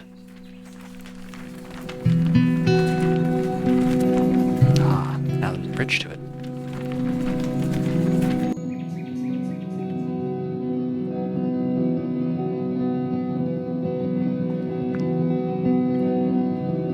This, there are ways in which this game reminds me of, like, oh, I guess pop-up books. This is another pop-up book thing of, like, you could represent this scene right here with, like, pasteboard layers of papers with holes in them through which you could see other papers to give that depth feeling, that kind of diorama feeling.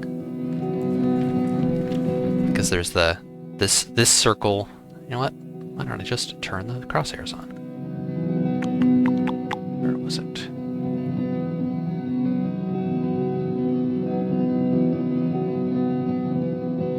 Feels best. That.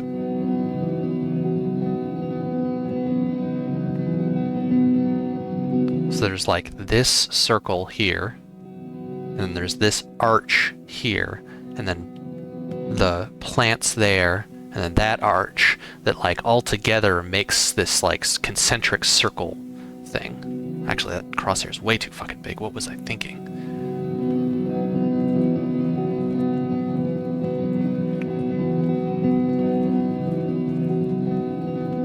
Okay, far better.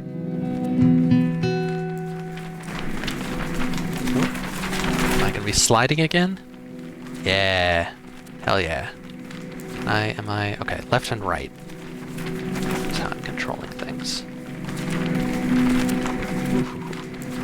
A little disorienting. Speed up? No. See? Circles, circles, circles. Tunnel feeling. That's probably a page. Oh, no, that's a boost. That's cool.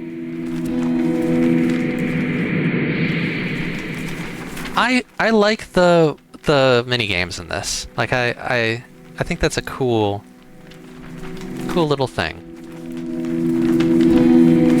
Breaks up the walking simulator, like, not monotony, but adds texture.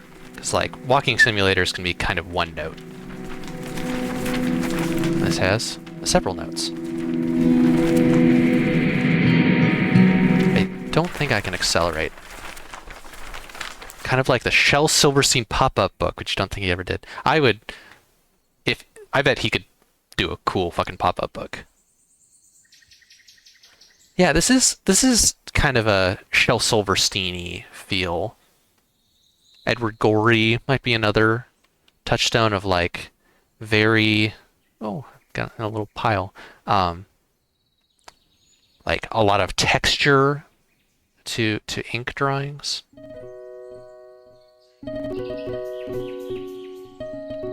Actually, the crosshair feels real good. Even as I slow my pace, the current of days carries me away. Boing.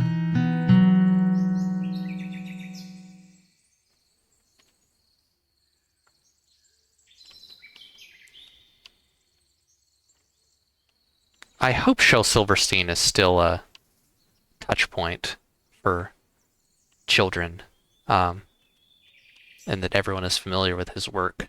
If people aren't familiar with Edward Gorey, not a children's author, but still highly recommended. Creepy shit.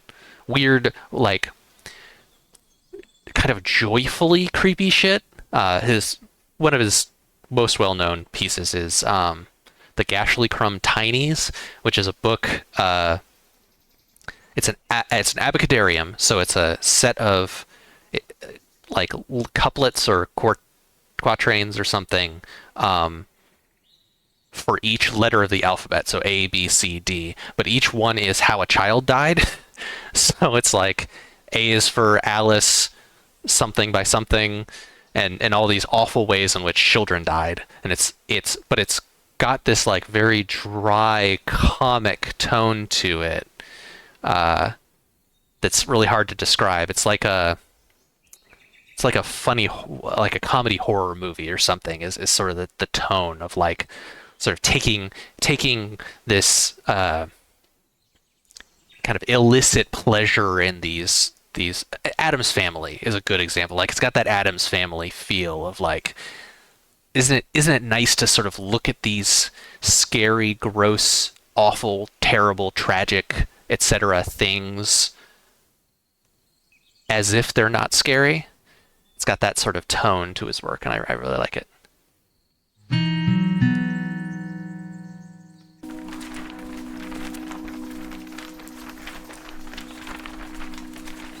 Okay, back in the sub-hub. I'd go for a sandwich from Sub-Hub.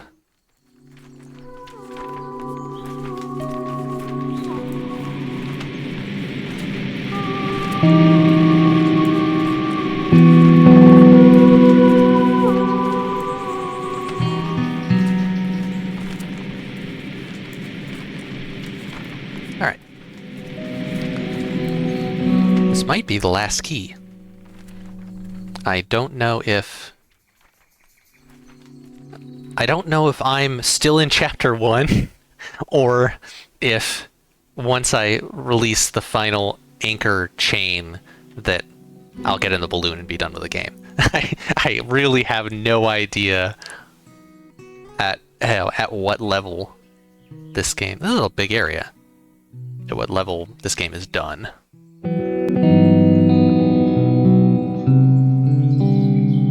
Unfinished Swan vibes, yeah. I have never actually played Unfinished Swan. I want to. Obra Dinn is another good one. Yeah, Obra Dinn's doing like the digital example of this analog thing, right? Also, hello, Exif.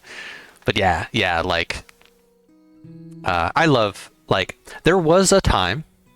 I am now an old person, or at least an elder in the video gaming world. There was a time when many games were only black and white. The original Macintosh specifically had I forget if it was grayscale or truly black and white, but there are a lot of games with just beautiful like dithering effects and stuff. I mean, a stylistic choice at the time, yes, in the sense that like we could only afford 16 colors.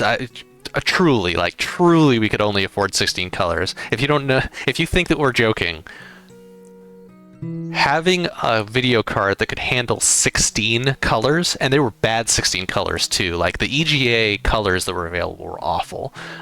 Like an expensive video card could have 16 colors, and Macintoshes could do far fewer. I think maybe people are more familiar with the Game Boy being black and white because it's a portable system and it makes sense. Majesty of Colors was created to celebrate us finally affording more than 16 colors. Not quite. That was well after that time. Although, I mean, I made the game Looming, which I deliberately made sort of as 1-bit color. It's almost all black or white pixels except for the kind of clouds that float over. But yeah, like people chose to make games on a computer that only had black and white. I just love making lightweight HTML5 games and such for jams, yeah. Which, like, emulating older graphical styles in things like HTML5 is hard. Like, you need to do special stuff to make it work, as I'm sure you know, Exif. Like, the constraint that these things make available is interesting. You are every bit the person you wish you were, and so much more besides. I like it.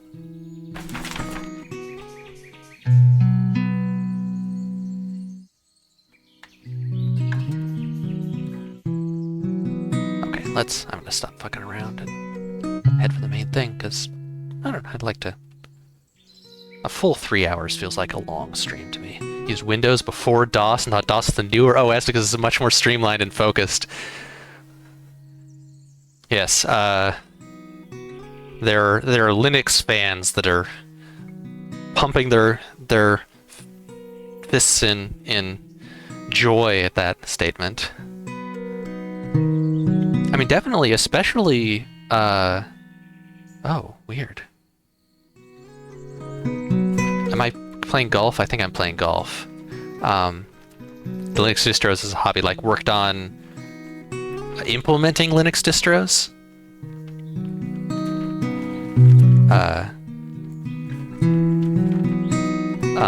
What was I gonna say? Yeah, like early GUIs were not as powerful, and were slower to use and everything, and possibly still are. UI usability team stuff, that's good. Like, that's really important work for Linux, because I think that a lot of early Linux work just didn't have that as a priority.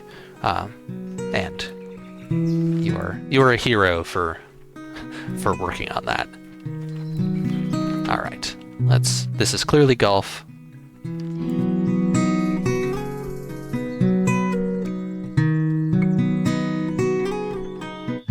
Some of the work that, oh, neat, I'm gonna have to go chase it. Some of the work that open source projects just now are doing on accessibility is great and long overdue. Blender, Audacity, a lot of those projects have kind of newly added necessary interface stuff and usability stuff and accessibility stuff.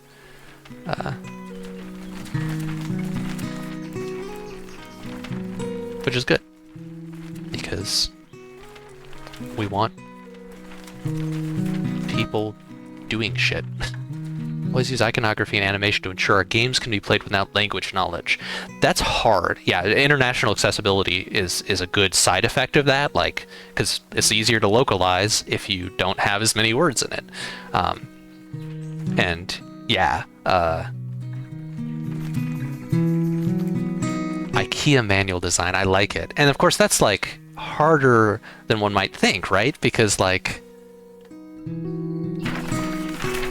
you could make assumptions about what makes sense to people and not realize it. You know, skeuomorphism is a classic example of that. Like, you know, the save icon for a lot of applications is a 3.5-inch floppy disk, which there are plenty of people today who have never seen a 3.5-inch floppy disk in person.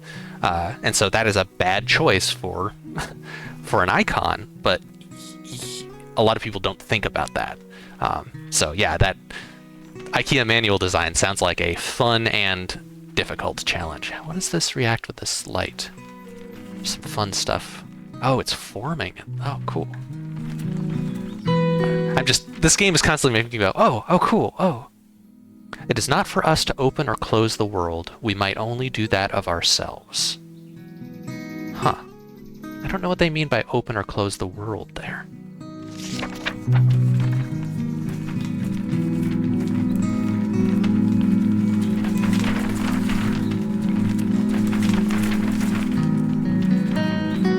This game gotta be a nightmare. If I don't know if I know it's got language settings. Oof, that must have been a nightmare to localize. Like this game in particular, it's got so much poetry in it. How do you have to find? I guess you have to find a localizer that can translate poetry. Reminds you of The Witness a bit too. Yeah. I think that this is far less puzzly. Like, one of the cool things about The Witness, got complicated feelings about The Witness, but one of the cool things about it is that, like, it's got a bunch of puzzles that use the same rules that build on each other, and it lets it do this escalation thing. And this is very much like not a lot of, like, you don't have to remember how a puzzle works in order to do another puzzle. Your localizer translated and sang your credit song in Russian. That's amazing.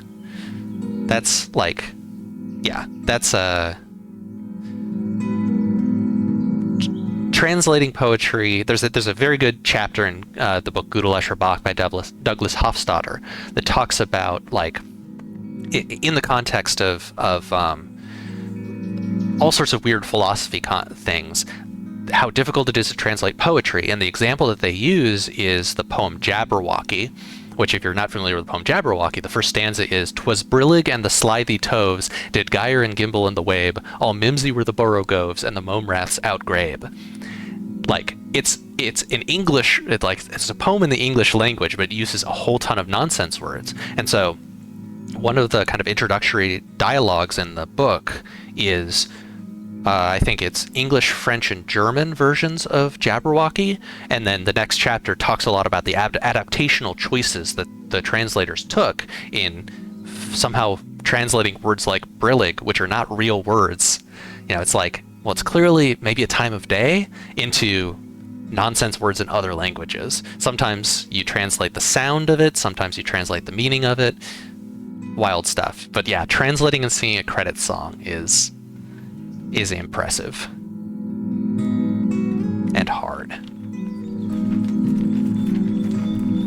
And singing it, wow, like, to have, those are essentially unrelated skills, right? Being able to sing well and being able to translate poetry are two completely orthogonal skills.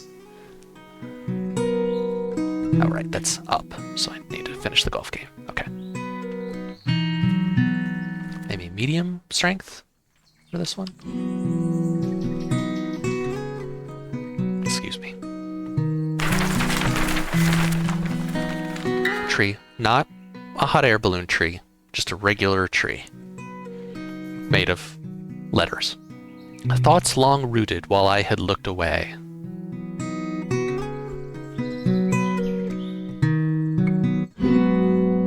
Not sure what inspired this, but reminds you of an activist leader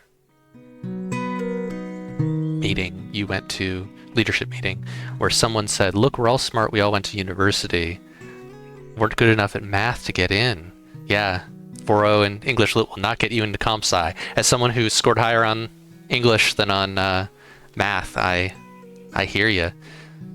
And also, like, especially in activism, saying we're all smart as a thing of like, we all have value, and then saying we're all smart because we all went to university, that's the thing you gotta check, right? Because like university doesn't mean you're smart so much as it means you can score a certain amount on a test and either afford it or navigate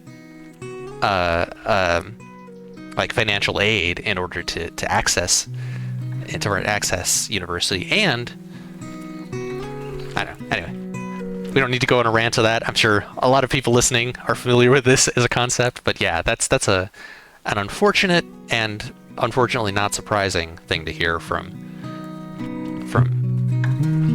at an activist leadership thing, because not everyone is mindful of this stuff.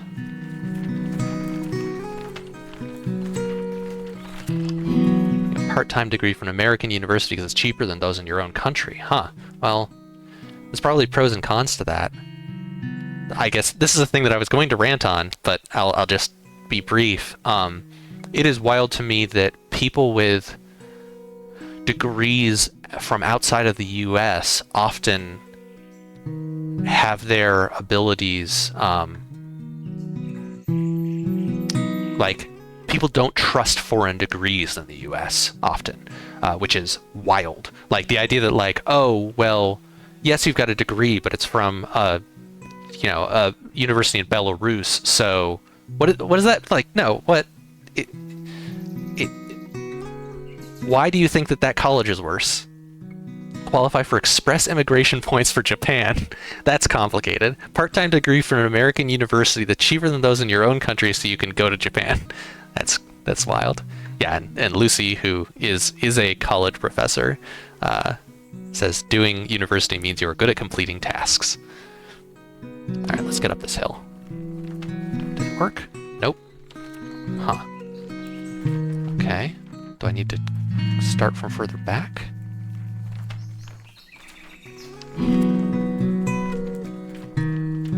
Huh.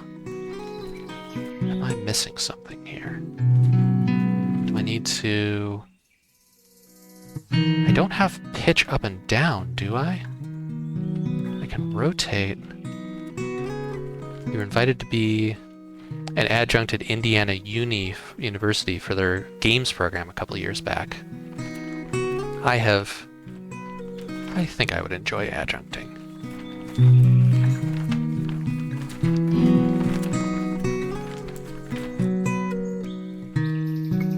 When I am able to.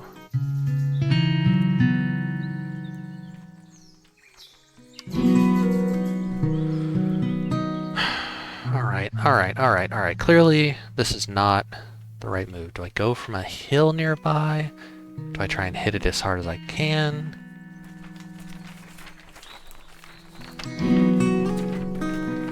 The way it bounces off of that hill. Didn't want to ever go to Indiana as a queer. Yeah, I mean, speaking as a queer who went to college in Indiana, pros and cons. The faculty recognized our equivalent of a gay-straight alliance, but it was always like pulling teeth to get the student government to like approve our budget, and they, I think still when I left, had not like actually recognized it as an official club. Like it was in eternal provisional state.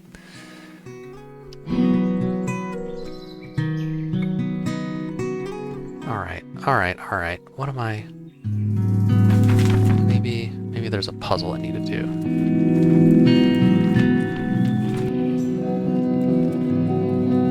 Huh. That's an elevator in a completely different part of the level.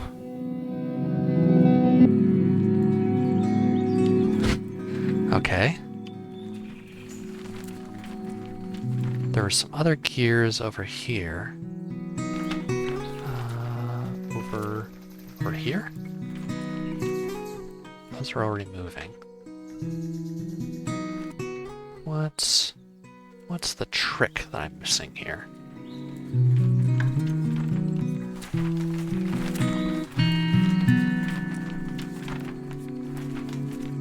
What happens if I hit here? Will it bounce off that wall? Okay. Just different angle, I guess. Having fun doing the my game is X meets Y pitch. What might flourish in the light if brought into the day? Yeah, that's always fun and can often feel reductive. Walden Pond meets Dishonored. That's a good argument. That's a good a compelling description. Have you played the Walden game? Which I think is wonderful in its ambition and well executed, and also it's one of those things where it's like, I'm not sure I would have agreed that it should be done.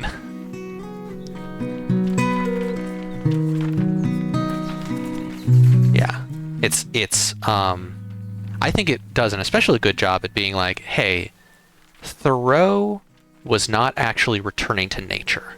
Like, one of the first things you do in that game is go borrow like walk into town and borrow someone's axe. It's like your mom did your laundry, dude. Like, you were appreciating nature, sure, but like, that's not all is beyond beginnings, so begin I must. Yeah, Thoreau. I like Thoreau fine, but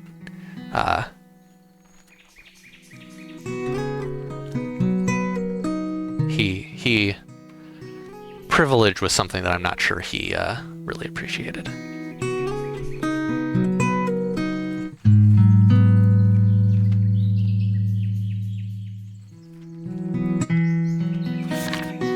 I have new? Okay, that's the line I just got.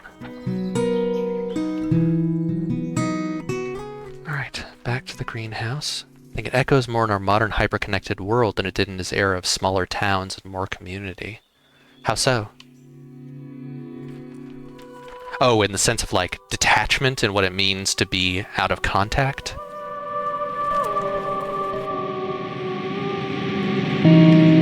Oh shit, is this gonna make me leave without checking out that elevator? That's fine. That's fine. My completionist urge does not need to be satisfied. This is fine.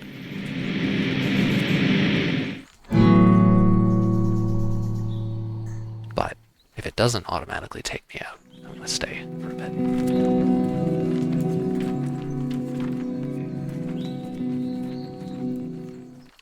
Okay, where was that elevator?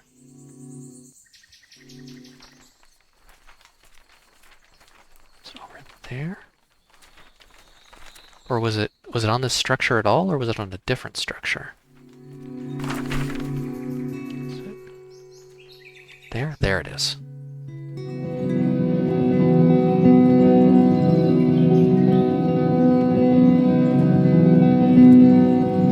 Yeah, the witness is a good touchstone. What else? There's some other game. Sense of reconnecting with nature and other people in your local community over focus on government overall society. Precursor to anarchism, absolutely, yeah. Yeah, Thoreau absolutely was kind of formulating elements of anarchist thought and some stuff like that.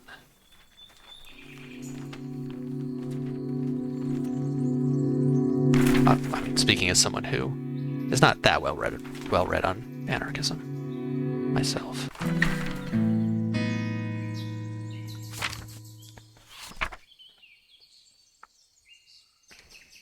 What is broken may yet be repaired. We can only try, and try we shall. Is that a double meaning? Prepared versus repaired? What is broken may yet be prepared. We can only try, and try we shall.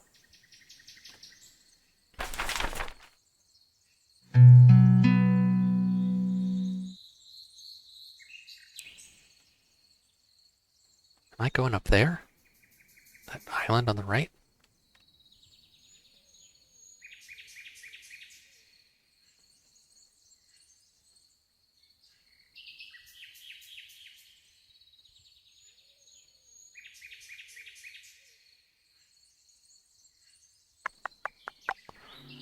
I don't want to run because I might just run off the edge.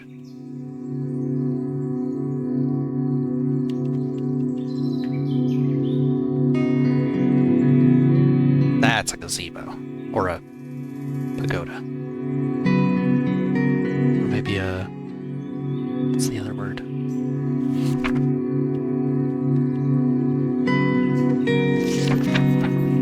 Ramada? And nothing else. Or was the line before? I will meet you there, under a tree, and nothing else. Wild gazebo or domesticated gazebo? I think it's a metaphorical gazebo. They're on a bench with a parachute filling with stars/butterflies. The night of the low moon.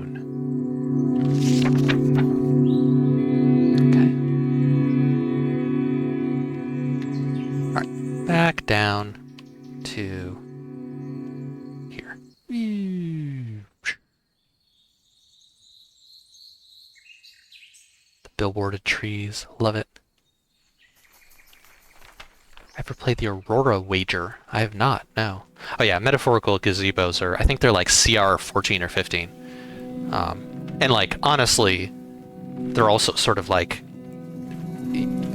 that's a little low because you need to prep properly and have the right equipment. Yeah.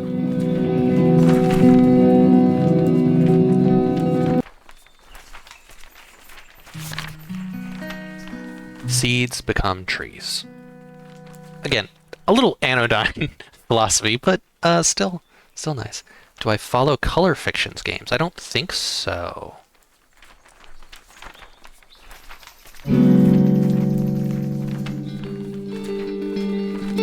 I feel like I'm a little behind on, like, I'm a little out of touch at the moment for experimental and indie games. I'll have to check them out. Is Aurora Wager from Color Fiction? I still have much to say.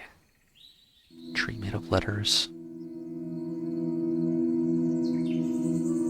Separate. Okay, two separate things. Sands of Voltark. Okay. I have heard of...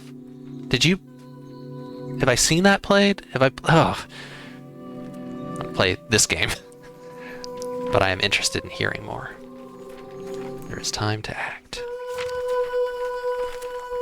Been on your list for a while. Okay, I know I've seen the name a lot, and maybe in connection with future-proof plays. Look at that tree. Look at the texture on that tree. Hand-drawn.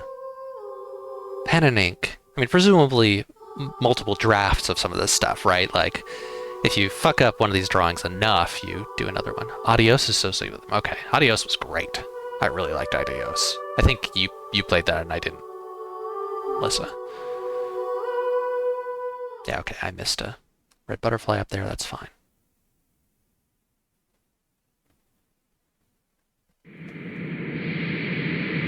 However, as one of the sections of my book will say, you can experience a game without having played it.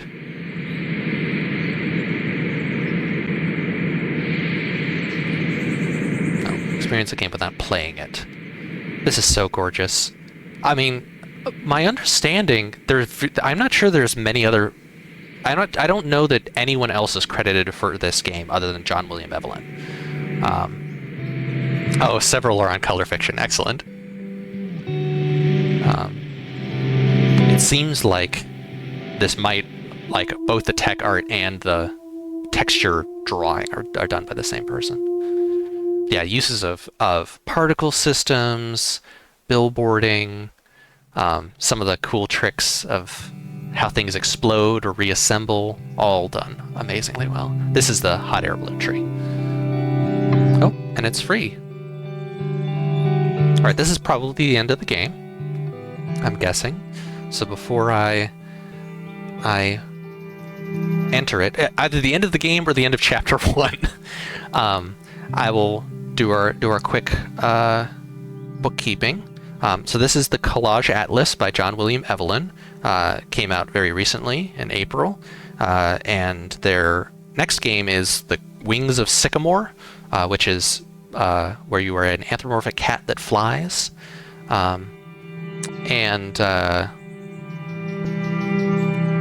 I and Avery MD in chat are Future Proof Games. We are a game studio. Did not make this game, but you can check out our stuff at futureproofgames.com. You can go to exploitzeroday.com to play our free web-based puzzle game. We're going to have a newsletter, an email newsletter coming out sometime in the next handful of weeks. We put them out every 2 months or less seldom, so you will not get barraged with emails, but if you want to keep up with our stuff, that's a good way to do it. You should check out my tabletop game that is GM-less and no/low prep. You construct the world and your characters together in the first session relatively quickly. It is called Fusion Time. It is inspired by Steven Universe and Captain Planet and Mighty Morphin Power Rangers and all sorts of things like that. And I will be talking at the Charlotte Writing Project Conference in Charlotte, North Carolina on September 19th. If you want to hear me talk about Dada, Animal Crossing, and ChatGPT, about how generative AI interacts with and generally suppresses voices, especially voices of marginalized people. And if you don't know how ChatGPT works, I hopefully am correctly explaining how it works during that talk in like 10 minutes. It's basically fancy autocomplete. All right, let's ride this hot air balloon. Once again, I want to point out, you look at this, right, and you're like, oh, it's black and white, right? Everything's white except for some black.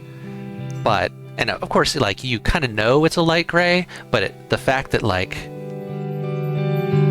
the lights are then brighter white than the paper, than the ground of the art is so cool. Basically, fantasy autocomplete. Yeah, that is what it is, right? It's, oh, what's the most likely thing to say next? I love AI. Not at all impressed with ChatGPT and similar generative AI techniques that are all the rage these days. All right, let's go. If you watched me play this game and were like, oh, I don't know if I want to play it, I would guess I probably got like half of all the stuff in it. So I certainly did not reveal everything in this game. Definitely worth to check it out. Used for organizing your thoughts, but it's not that impressive, no. Yeah, it can be a way to like kind of get a different angle on what you're doing, but can introduce some really unpleasant things into whatever work you're doing with it.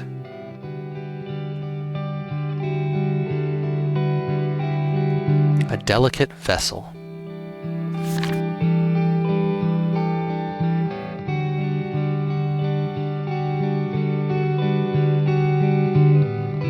A sprawling sky. I love this hot air balloon tree. It's so lovely.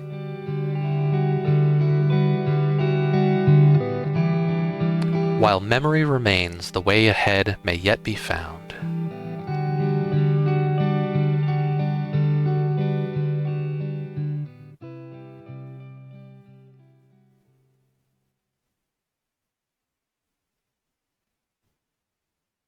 Now, if this is chapter 2, I'm wild. Oh, I am wild. I am thrown. Oh no. I'm being buffeted. Use it to argue for left-wing positions online by having it generate citations for your posts. Be careful with that, because it will just make shit up. So make sure to double-check those citations to make sure they actually exist. And aren't by Nazis. Or crypto fascists, or the wrong kind of tanky, depending on what you think people mean by tanky.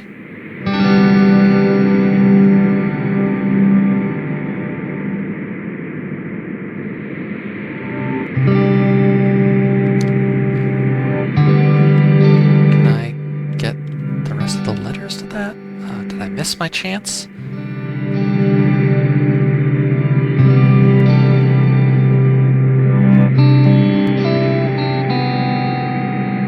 This is like almost res-like, or yeah, I don't think I assembled all of that line. Weird. Oh no, okay, good. Phew. I'm still in progress.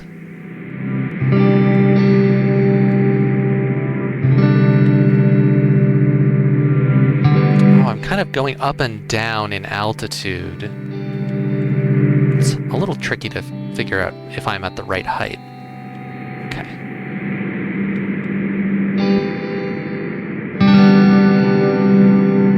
I'm going to say, what use are something if never read?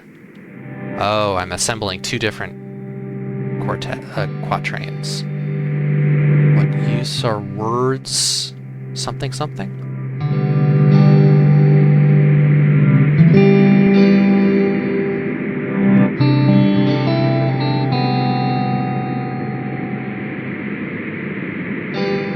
Got kind of a windmill or lighthouse thing going on here, which is interesting. What use are words if never read? What use are words if never said? I like it.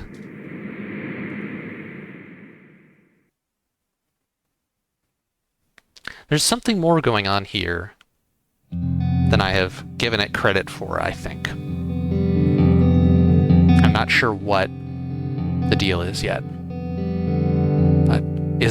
Was that really just chapter 1? Did I really take almost 3 hours to do the first chapter of a...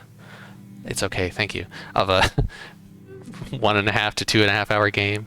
You know what? Let's just go for it. It's okay.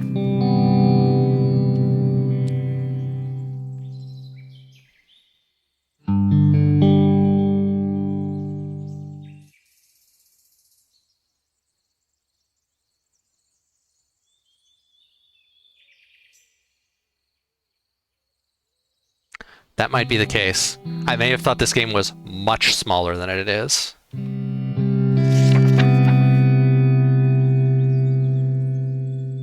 Yeah. I think that's the start of chapter 2.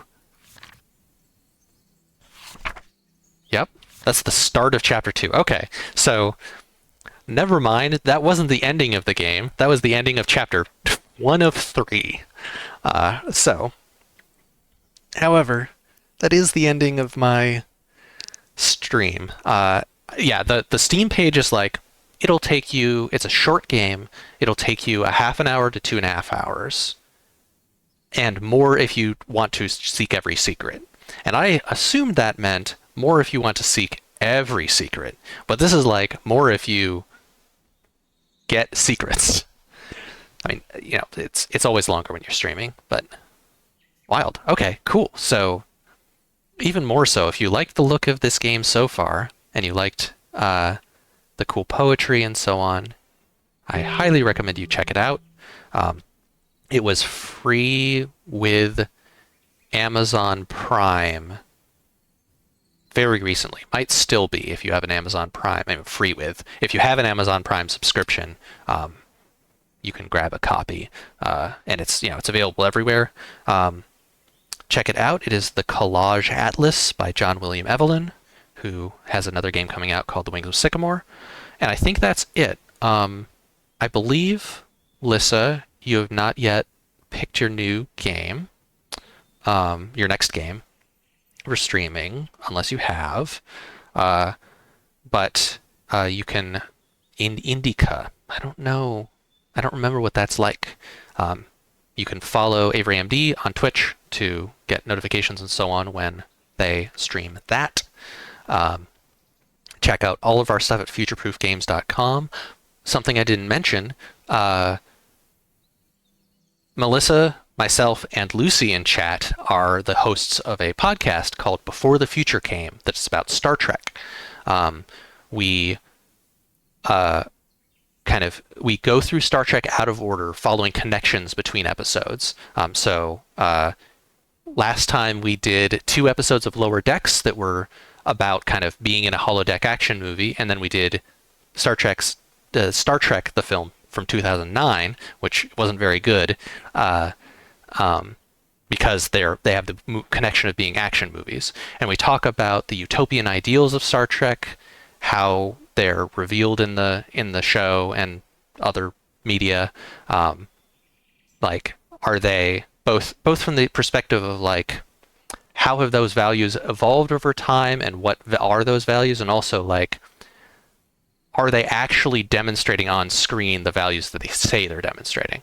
So I think it's really, really good. Please check it out and let us know if you like it. You can go to beforethefuture.space for that, or just search for Before the Future Came in your podcast app.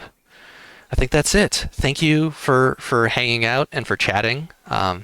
This was a very, very chatty stream, which I enjoyed. So I hope you all do well, and you can see Lissa in 2 weeks and me in maybe a month. We'll see.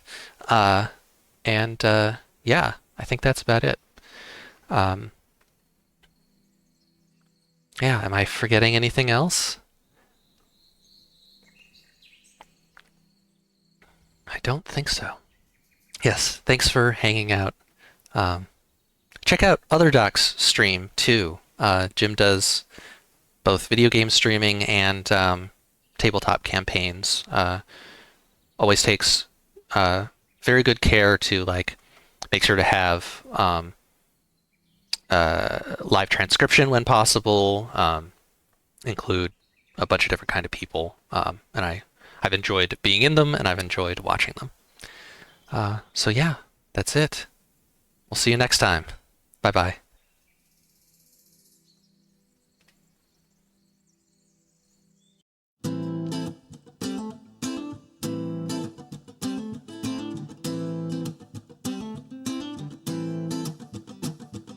Life's a foolish game. Do you ever feel the same? Well, maybe we could change. Turn the ship another way. Feel it in the darkness. We're sailing right into those jagged cliffs. Yeah. Some say we've always been insane. Hey, life's a foolish game.